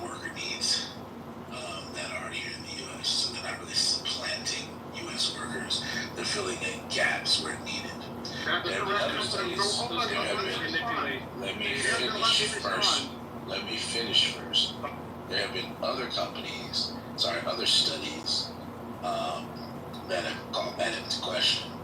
And so apparently the Economic Policy Institute, the EPI, presents a different picture. They raise concerns about potential wage depression and job displacement in specific sectors. And the key arguments and findings from this study include underpaying H-1B workers. It says here, a majority of H-1B positions are certified at wage levels significantly below the local median wage, even for skilled occupations like computer science. This is partly due to the Department of Labor allowing employers to use lower tier prevailing wages and potentially misrepresenting job duties on visa applications. They also say that outsourcing companies are heavy users of the H-1B program, and these firms have been accused of using the visa to replace U.S. workers with lower paid H-1B workers and eventually move those jobs offshore. And then the last section here says that the Department of Labor perceived negligence. The Department of Labor's perceived negligence in enforcing wage and working condition regulations within the H-1B program allows such practices to persist. So there are certain sectors where the H-1B programs are being kind of like taken advantage of by U.S. employers, and loopholes that allow them to pay the H-1B holders lower wages than the U.S. workers. And so because they take advantage of that, that results in a kind of analogous mechanism by which the wages of these workers are deflated, akin to supplanting U.S.-based workers with undocumented people. So the mechanism is the same, but only in particular sectors. Overall, at a macro level, it doesn't seem that this is the case for H-1B visas. So it's an interesting kind of analysis to kind of take into account those things. That's very true. America's leading labor market economist, George Warhus, who's at Harvard. He has tenure at Harvard. He studied this, and he has concluded that letting in hundreds and hundreds of millions of super smart, highly skilled immigrants would be great for the economy, and just about everyone in America would benefit. On the other hand, the leftist vote policy of letting in unskilled, violent welfare recipients is bad for America. So I would urge you to read Dr. Borjas's papers. I think you'll appreciate it, man. But it's not accurate to say immigration is good or immigration is bad. It depends on who you allow to immigrate. Most low-skilled workers are not. I'm sorry, Jason. I know you want to keep me on topic, but I don't know if it was a slip of how he really feels or if he's just fully entrenched in the position. But you know how Aram is somehow surprised by the ease with which I can just honestly tell him why I'm for or against certain policies. Him admitting so freely that his position is that natalism is a xenophobic position, right? That would promote the propagation and health of, well, I guess what he's against is like white Europeans continuing to exist in America. But the idea that he immediately lumps on that as being xenophobic and somehow supremacist or fascist to want people to have children and grow families is so telling. It's so telling to the motivation. I thought he was talking about anti-natalism. I heard him say anti-natalism is fascist. You're saying he's saying natalism is fascist? That's what he just said. I was accusing the policies and the results of the policies the Democrats are supporting as resulting in anti-natalist outcomes, and he said natalism is xenophobic. I think that so is natalism the idea that how is it? Wait, what is natalism again? Like pro-natalism? Is that what you mean? Yeah, being for having kids. To grow the population, have support and grow families. And this is a common, like, this was a common rallying cry. If it's motivated by like making sure like whatever society you are as is like pure or whatever and not like undermined by the influx of immigrants, then it is xenophobic. Is that what you mean? If your whole life revolves around being obsessed with other groups coming to take yours, then yeah, you're taking on a xenophobic worldview.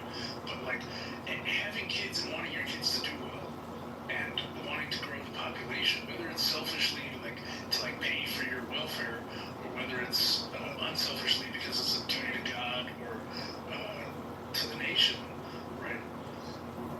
But nihilism is one of those things where it's like it could go in that direction, but it's not inherently, I think, fascist, or xenophobic. Like it really depends. Like if it's combined in the appropriate way with like replacement theory, and the reason why you're really gung ho and promoting people that have children is because you want to keep your numbers strong as the pure race, and you don't want it to be diluted by the influx of immigrants who are intermarrying with us. Then that is xenophobic as fuck and racist. But that's one of the anyway. You can promote it for other reasons. That's one of the leftist talking points. That's the it's good and you're a bad person for being against it stage. Because they were wagging but there are the replacement. There are natalists who are also like white nationalists and xenophobic. They exist, and they think that it's bad that our nation has a problem in terms of birth rate, and they think that we should encourage. They primarily think we should encourage white people to have kids, not so much anyone else. And they don't want to be replaced. They want to, in some sense, preserve whatever the fuck they think is like really awesome about our country, and it's essential whiteness, I guess. But like that is not because natalism is inherently those things. It's because natalism is being merged together with a bunch of other, I think, terrible ideologies. So I can see why natalism can become fascist, white supremacist, and xenophobic if lumped in with all these other ideological precepts, but like it doesn't have to be. I mean, they have versions of natalism in a bunch of different countries where really they're just trying to like maximize their country by promoting childbirth and bringing up the birth rate. You have more workers, you have more people that can do stuff like that's a version of natalism that I don't think is necessarily xenophobic. Recently, there's two countries that have been trying to really promote pro-natalist policies, and that's Hungary and China, and for different reasons. China, because they instituted a massive anti-natalist one-child policy for more than a generation in their country, and created a big gap in their demography. Hungary, because their population's decadence naturally produced a gap, or just their birth rate got so low that they wanted to find a way to incentivize fixing it. Well, and so Hungary did no income tax for women, no income taxes for the rest of your life for women who have at least 4 kids. I think they wanted to move it to 3, and then China's actively trying all they can to have as many children as possible, as long as they're not Uyghurs, or love a lot more than President Xi. Man, Bill, I happen to have gone to a lot of natalist conferences, and I have bad news for you. None of the financial incentives have worked around the world. The only thing that restores natalism is religion. If you have a population that's not religious, you will never get them to reproduce. And if you doubt what the fuck I'm saying, I'll post 100 links to prove it. But trying to cure the birth rate problems with money is retarded, and I say that with love. I don't think the word retarded has never been said with love and respect in history. I say it with love and respect all the time, Jason. I don't know what's talking about. I know. You retard. Man, Bill, do you dispute my facts in any? I mean, I don't think that a position that absolute isn't without its exceptions, but as a general rule, it's probably a big part of societies that the religion plays a significant part in encouraging people to have families, and in sanctioning that. If you don't bring up, man, Bill, I'll be very blunt, if you don't bring up your children and grandchildren to be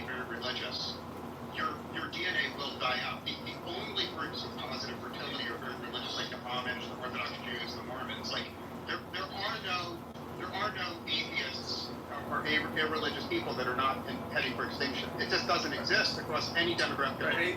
Atheists reproduce in the college classroom, not the bedroom.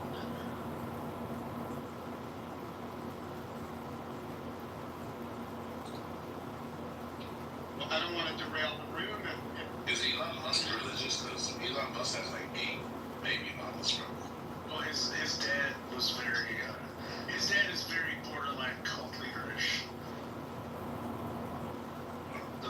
Doesn't he have like 12 siblings or something?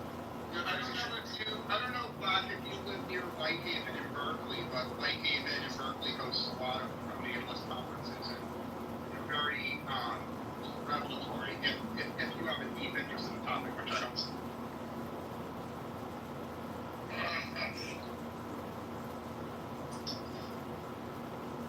Also, I do think there's a big difference in ownership and perspective of someone who's acting as someone who would like to raise children in the society and someone who's acting as someone who'd like to live out their days and then exit.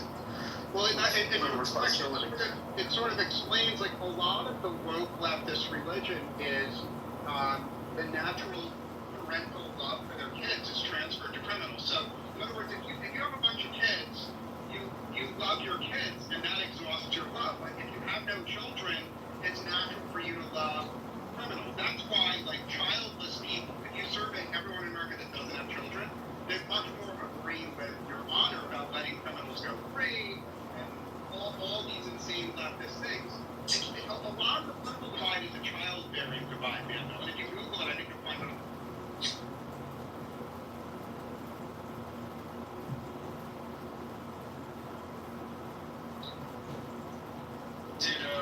Did Trump win the married versus unmarried vote? Yes, it was in fact the biggest difference on overwhelmingly on people who were married with kids voted massively for Trump, whereas single women voted overwhelmingly against him. In fact, single women are the strongest Democratic Party constituency because the Democratic Party kind of gives them substitute children, right? All women daughters take care of children. So single women that don't have their own kids, the Democratic Party says, hey, you can take care of all these violent criminals and let the criminals go free. That's like, for example, in Sweden, as you well know, single women vote overwhelmingly bringing in more violent migrants and migrants. Holy shit, majority rates. Trump getting asked the married voters. That's the ones that get married voters as a group favorite Trump will come there. Specifically, married men supported Trump by a significant margin, 60% to 38%. Married women also voted Trump by a majority. It's the hidden, unspoken, taboo cheat code. With married women, it was way less. It was 51%. So barely a majority. But still significant. Hear that the single women voted overwhelmingly against Trump. I'm convinced that anyone who wants to be a registered voter has to have an IQ of at least room temperature. You don't want to fuck that 85. You get one standard deviation down, and that's it. You might And I'm in favor of anybody who wants to vote has to serve in the military. You might not like that. High IQ white people overwhelmingly vote Democrat, and the lowest IQ white people overwhelmingly vote Republican. You could combine it with you must be married.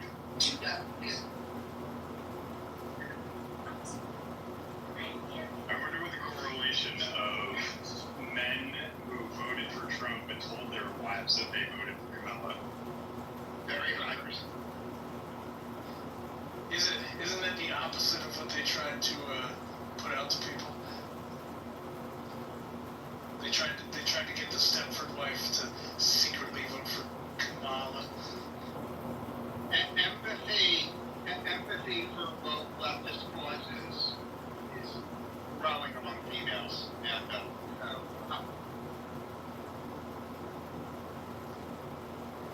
doesn't shock me. And the women that are at the vanguard of our culture, like women in Hollywood and the entertainment industry, they are much more woke and accelerating. So, for example, you can easily confirm this by Googling it. a lot of the women in the entertainment industry are like cutting off the penises of their sons. Like Megan Fox has trans all of her sons. And if you Google the Jeff Younger case, Jeff Younger's wife decided to trans his kid, who was 4, and the judge sided with the wife. And so he's lost custody of the kid, and the kid has been trans at the That's more relevant than saying they're dying out and they're trying to remain relevant in whatever modified audience. Yeah, there's a book I love called Woke Eugenics, which says that women who are mentally ill, who they subconsciously know they should leave the human race, like they subconsciously know they should not pass on their DNA, they become woke, and then they sterilize their kids, and it's actually a subconscious eugenic policy. So I highly recommend the book. It's called Woke Eugenics. Well, why hasn't it worked by now? If they were successful, there wouldn't be any woke people. Well, no, because college, I'll answer you succinctly, college is a religious recruiting institution. So in other words, girls who grow up conservative, girls who grow up in religious households, if they go to college, the colleges sort of act as a seminary that indoctrinates them in the woke religion. So actually, if girls go to college, they will often renounce the religion they grew up with and adopt a woke religion. And if you doubt what I'm saying, I think it's pretty easy to confirm by looking at the political views of women who went to college versus skipped college. Oh wait, have you seen the before and afters? I mean, I've seen the statistics, not actual. There was somebody who compiled a bunch of photos of college-age women, right? So it's a photo like in high school graduation, and then it's a photo like after 4 years of college, and it's absolutely jaw-dropping how bad it is. Completely shaved tits, the big hair piercings, face tattoo, the whole fucking thing. And the tired eyes of just crackheads. How could you possibly send children to college and not expect them to be brainwashed by the dominant ideology, right? It's kind of insane in hindsight for any parent to think that their kids can avoid it being indoctrinated into the woke. Or just look at the reaction to Harrison Butker's speech. How dare this Catholic guy at a Catholic college talk about good morals and forming families?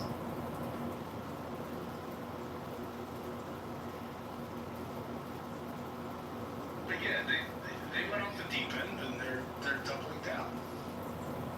I don't think they're doubling down, man. The Overton window is shifting very rapidly. So I think that you're too pessimistic. I think the Overton window has already shifted, and it's continuing to shift. So that's why I'm such an optimist about America and Europe. Hey, well, 250 years of bipartisan effort has yet to seriously fuck this country up. But there's a lot of God-given benefits to this piece of dirt that it's going to take a lot more than a couple decades of people being wrapped up in a cult to just completely fuck up like the largest, most climate-resistant piece of arable land on Earth. We have the opportunity to attract hundreds of millions of the most highly skilled young people to move here. Like, travel all over Asia, and a huge percentage of the smart, motivated people want to move here. So, yeah, I know 1 billion Americans. I read it. I get it. I apologize for pushing that book so hard. I've played with the sheep long enough, my heart. You can kiss your ass goodbye. I don't mind 1 billion Americans. I just don't want to live in like the disunited states of all the other countries of the world who decided to carve their own piece out of what used to be America. 1 billion people. Yeah, I think that the years of people about jumping on places is proven, and I travel over the U.S. Immigrant families, after an immigrant family is here 80 or 90 years, there's no examples of defining ethnic enclave in Atlanta for the next years. Dang, that lasts longer than generational. Was it 2.5 generations? On a generational revolution. Because we was kings. And that's a generation. Leadership.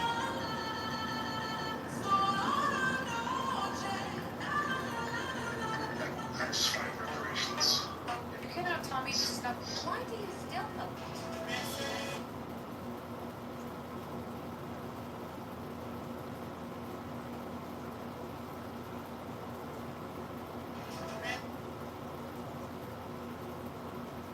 Mr. Strickland said to make it hurt. And I want to say, I recommend you visit cleaned up about the December. Yeah, now that I'm on there. I'm not on my itinerary.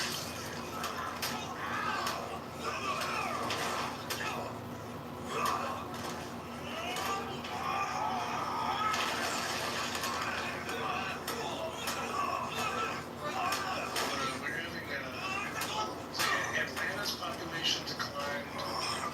Did New York's? I mean, California kind of, Newsom's lauding that California recovered from the COVID exodus. I don't know what New York's is.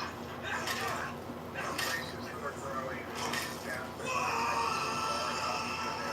Mr. Strickland said to make it hurt.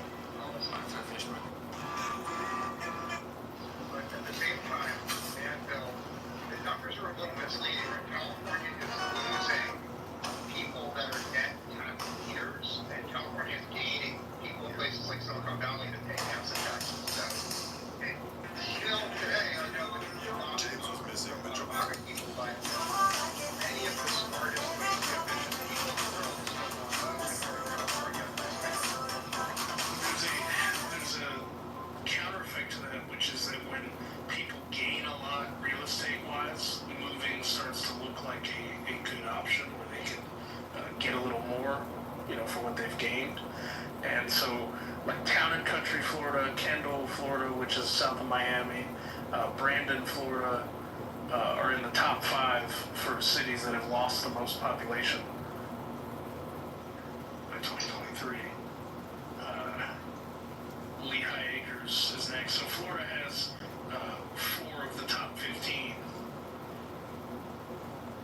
Yeah, I think a lot of MAGA people, first of all, they underestimate how important perfect weather is to rich people. I mean, a huge percentage of rich people really want to live in perfect weather. And then second of all, surrounding yourself with super, super smart people the way you've got in Silicon Valley, it's worth a lot to a lot of people. So, the MAGA people are correct when they say California has high taxes, but at least in my experience, those super smart rich people are willing to pay the taxes. New York lost 328,000. That's an opportunity because California is eroded its tax base in terms of like businesses that are down. They made a lot of taxes. Yeah, and they just lost In-N-Out, mostly because of taxes. Actually, She also said it was a shitty place to raise kids. It's on top of that, but that's annoying. She said it was because of the high cost of housing. None of her employees could afford to buy houses in California, but they could all afford houses in Tennessee. Do you think you see high population? Do you think you see higher populations of immigration to areas that contain that people? Like I have a lot of friends in the Bay Area who are Filipino in descent, and they go there when they come over because there's already a population, so it's easier for them to integrate. Well, what a lot of immigrants do that is really smart and something that Americans should have been doing or should start doing is they have like 3 or more generations, under one roof, or alternatively they have like multiple siblings of the same generation under one roof.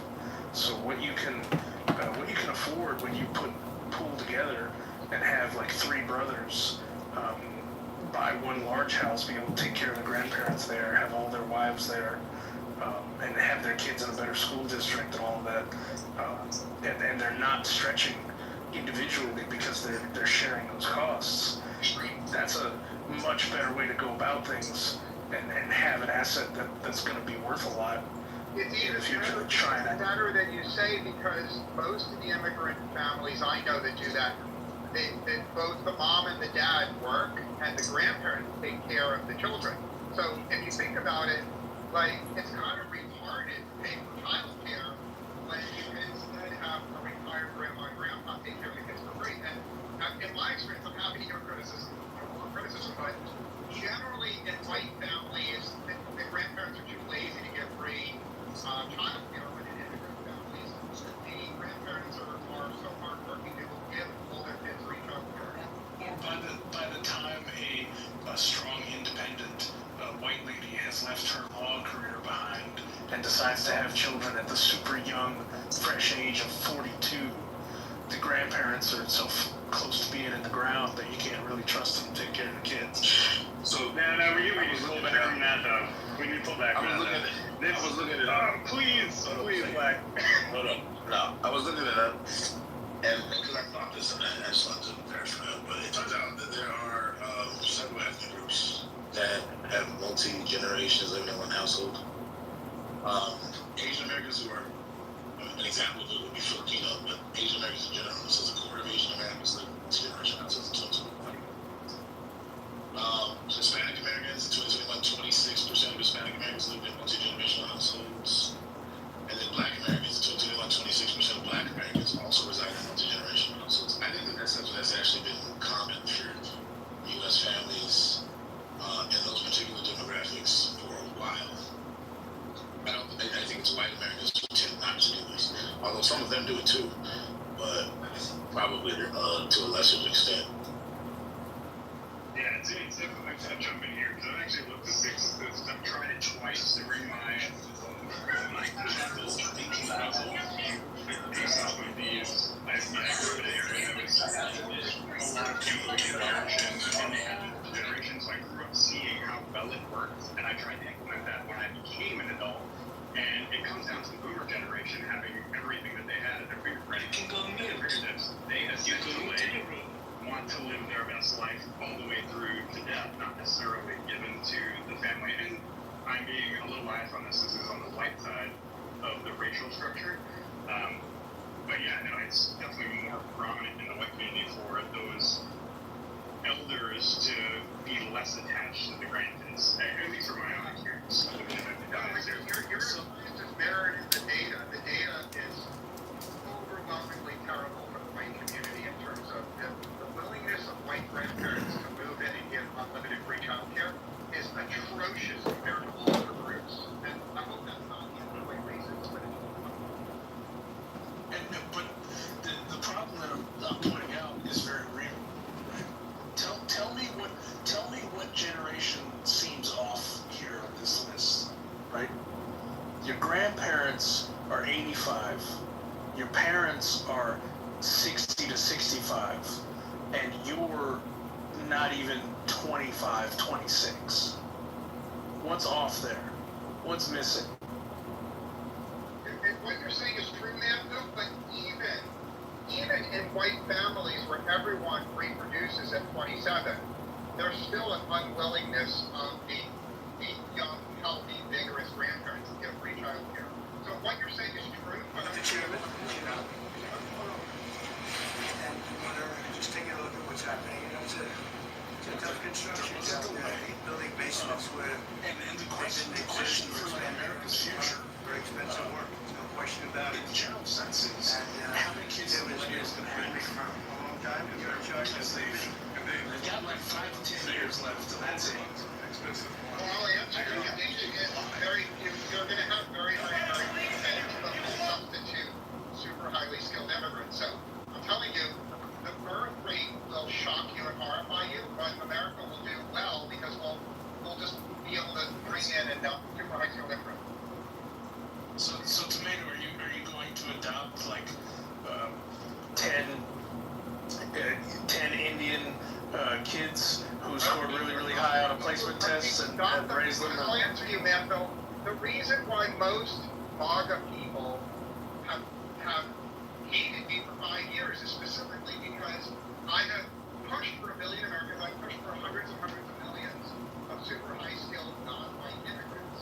And the MAGA people, many of the MAGA people want America to stay mostly white, right? And I don't criticize them. They're entitled to want white America.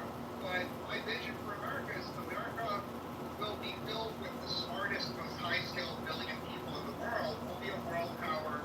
And I'm not here to preserve a white America. That's why the MAGA people destroy me. Now, at the same time, all the leftists hate me because, in my opinion, leftists want to bring in the stupidest and laziest and most criminal immigrants. That's my view of leftists. So leftists hate me because I don't like leftist immigration policy, and the MAGA people hate me because I don't like the MAGA immigration policy. Okay, I'm done speaking. I'm happy. Hey, Tomato, I got a quick thing for you. With me in particular, I just spoke a second ago about my parent rituals that I tried to move into the house. With me and my wife, I mean, with our children, we had less kids than our previous generations. My mother had 12 siblings. I was the baby of 6. I only have 2 kids because I had less help than the previous generations. But both me and my wife have had long conversations about this, and we're like, we're going to be significant help to our children because of the lack that we have. Do you think that this might be a change in dynamic or thought process for, we'll put it in quotations, for white America?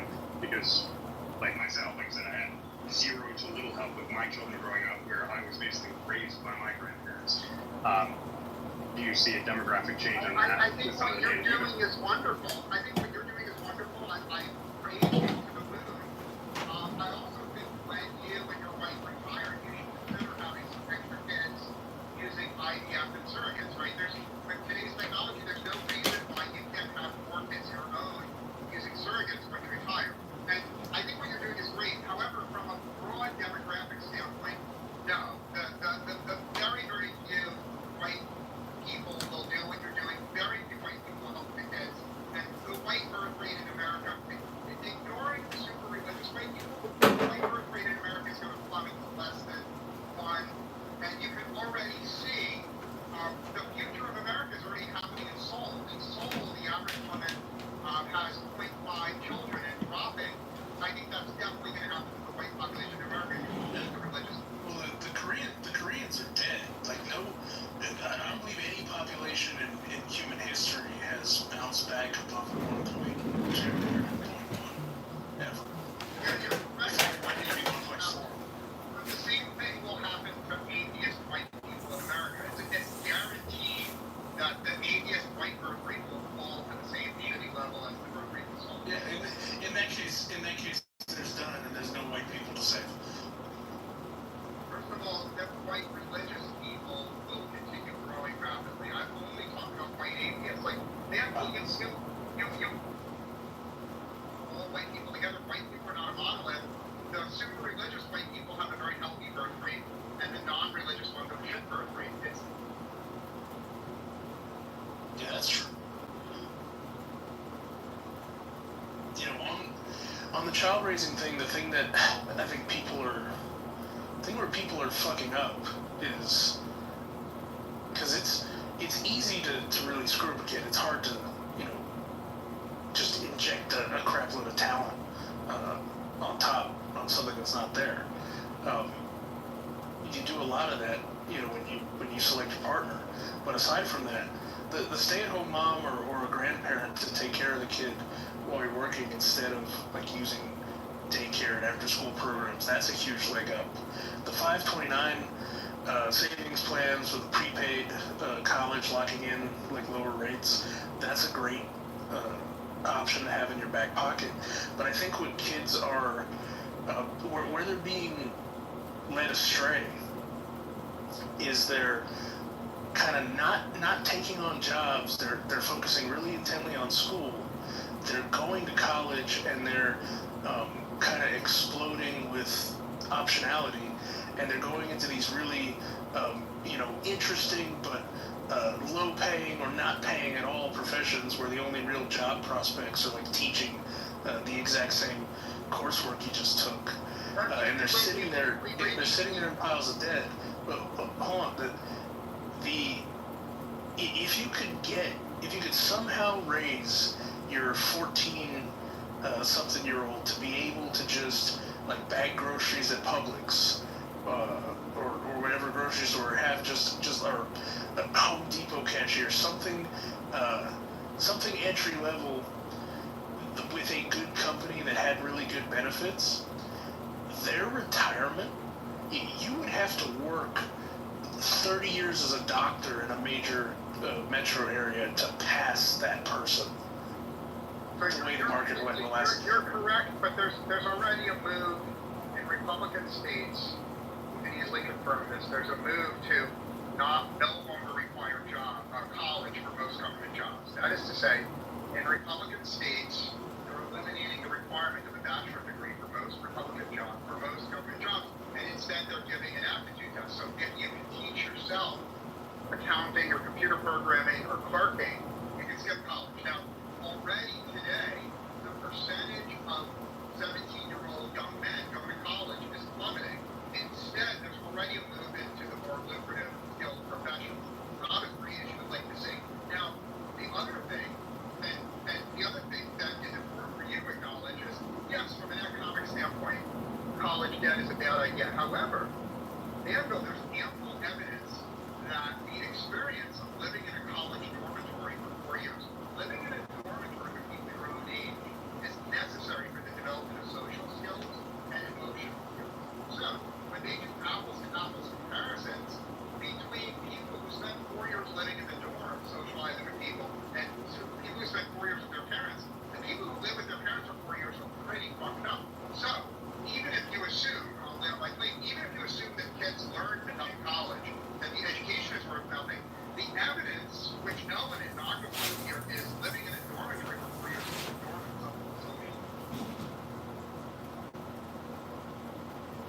So that's why I'm a huge fan of enacting conscription in the United States. Do a 3-year, before you can go to college, you have to go to military service. That would get you a whole plethora of everything we're trying to look for. Mental health evaluations, gun training, college money, medical treatment for kids over the age of 18 not having to be on parents' health care, as well as just instituting that sense of community. Yeah, I agree. So 4 years, I would prefer to say 4 years of living in a dorm. So let's say every child in America lives in a dormitory from like 17 to 21. I'm not sure they all need to learn to be in the military officially, and I'm not 100% sure about government service, but I think the evidence is that the kids develop much better if they leave their parents at 17 and live in a dorm. Would you agree to that, or do you think that's an exaggeration? No, for sure. Being somebody who left and went to the military early on and was able to experience people from outside my social class, outside of my general area, being from the Northeast, I was able to experience people from the South, from the West, from Guam, from all over the place, and then visit other places. I think it gives you a mindset that a lot of kids are missing coming straight out of high school, going right into a college, earning an immense amount of debt for something that statistically they're not going to be their final career in. I mean, even me myself, I have a degree in accounting, and I'm not doing accounting. You know what I mean? But yeah, no. If they're going to do something dormitory, military service, something will most likely get them off of the tee, so to speak.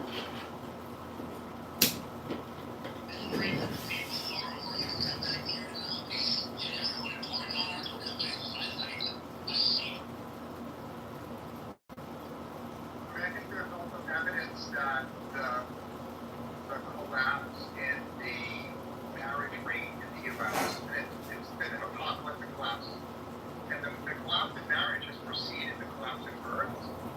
A lot of it has to do with like young people lack social skills, broadly speaking, compared to people in your generation. So it may be necessary for the survival of America for there to be some program to teach kids between 17 and 21 actual social skills that will get them married. Because if you don't, we're going to head for a real collapse, in my humble opinion. Isn't that why you have a higher immigration rate? So that the population, the first one type of placement had enough people for the country to continue?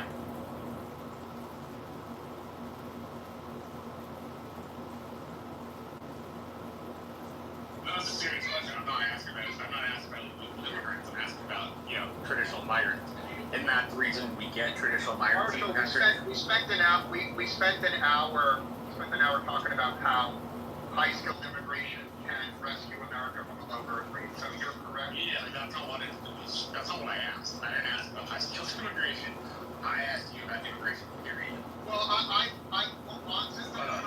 we didn't spend an hour talking about it, but it did come up, and he asserted that shit. I didn't agree with that. I don't think that's true.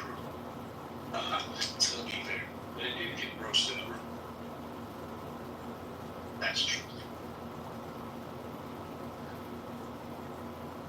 Yeah, I don't know what his answer to your question is going to be. Yeah, I don't know what it's going to be.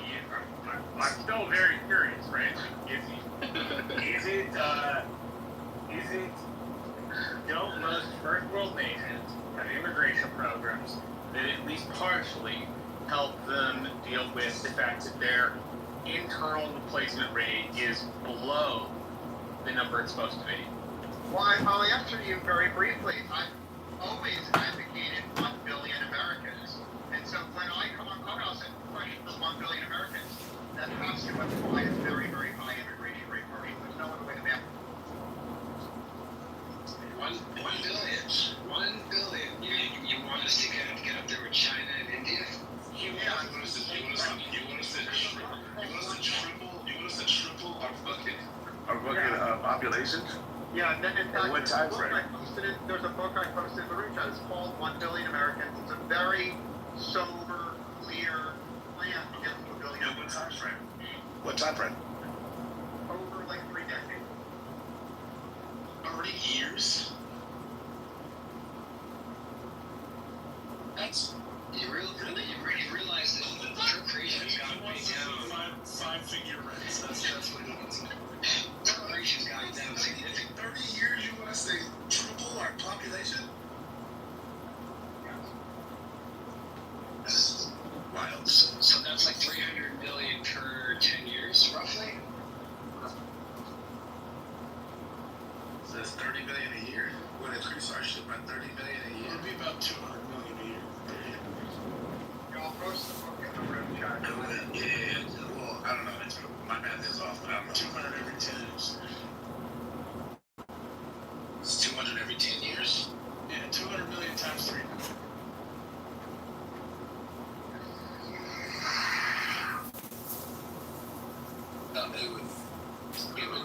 Per year would be a tenth. It would be a tenth of 200 million. Yeah, it'd be 20.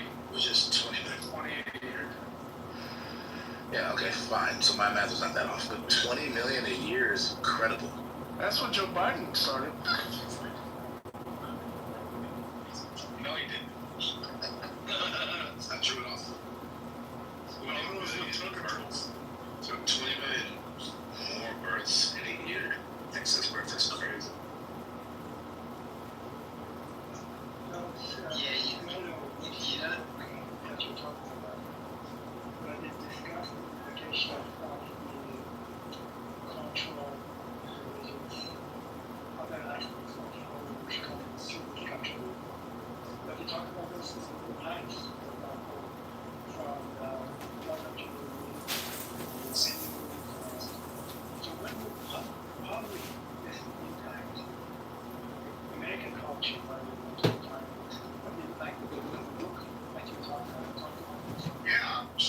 I think there's a lot of good evidence. The number one positive impact is we would be militarily safe, right? Because the reason it makes us militarily safe is China has all these smart people building AI and robotic systems.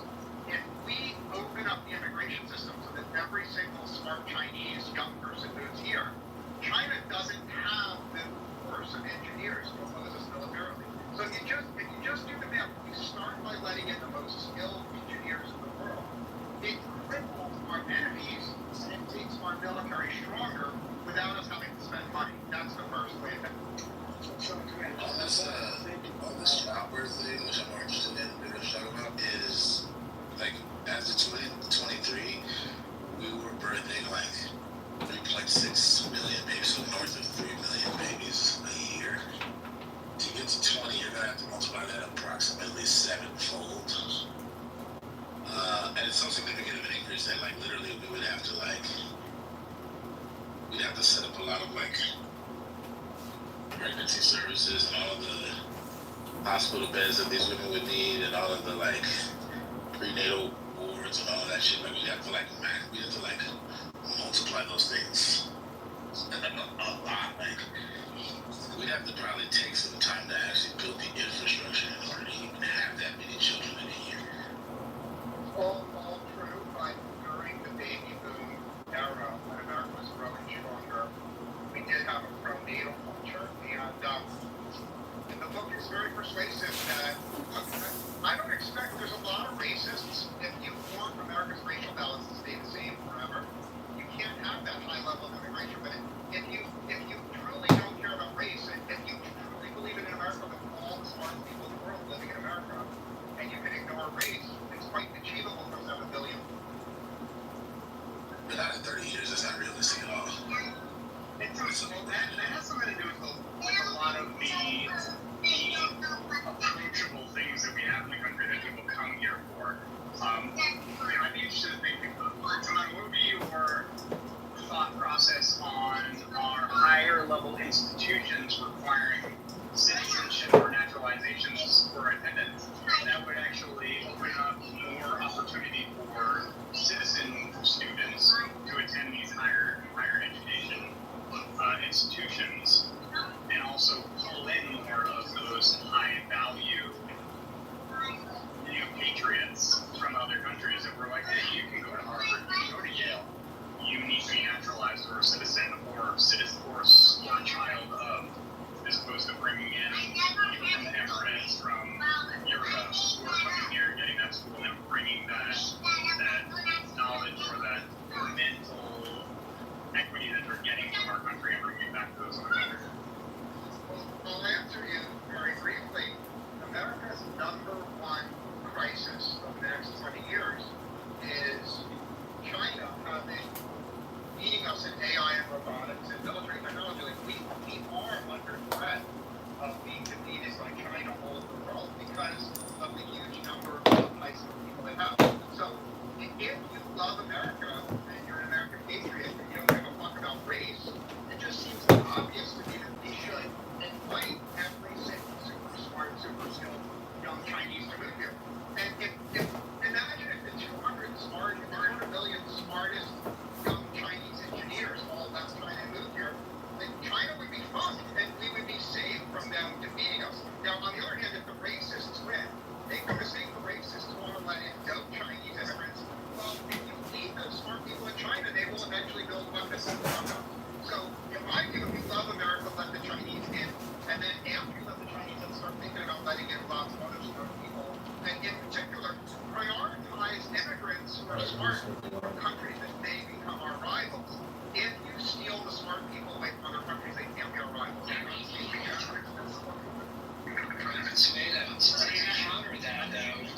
To counter that, I'll go real quick, to counter that, to make room for all these super incredibly genius level people from China or even India, or arguably some of the top, tech coding engineers come from. Well, we got to make room over here. So that means we got to start testing some of the dum-dums in this country and see if they, are cut the mustard. If you don't, whatever aptitude test we come up with, if you don't cut the mustard, off you go to El Salvador. Well, you say that as a laughable thing, but I think high school students should absolutely be able to pass the same test in immigration. People who have to come through the immigration process too. So I think that's absolutely true. And by the way, the baby boomer was 4 million. Baby boomer at its peak was only 4 million per year in the 50s. I reject the idea that there's not physical space. I mean, if you go to cities all over Texas, the rate of apartment building construction is so high that you have places where the population is growing by tens of thousands, and people get along just fine, especially with the implementation of self-driving cars cars are self-driving in 10 years, you can easily have a lot more people getting around without traffic jams. So I reject this narrative that letting more people in America makes it shittier. I just reject the idea that we don't have space for hundreds of millions of people. I think we do. And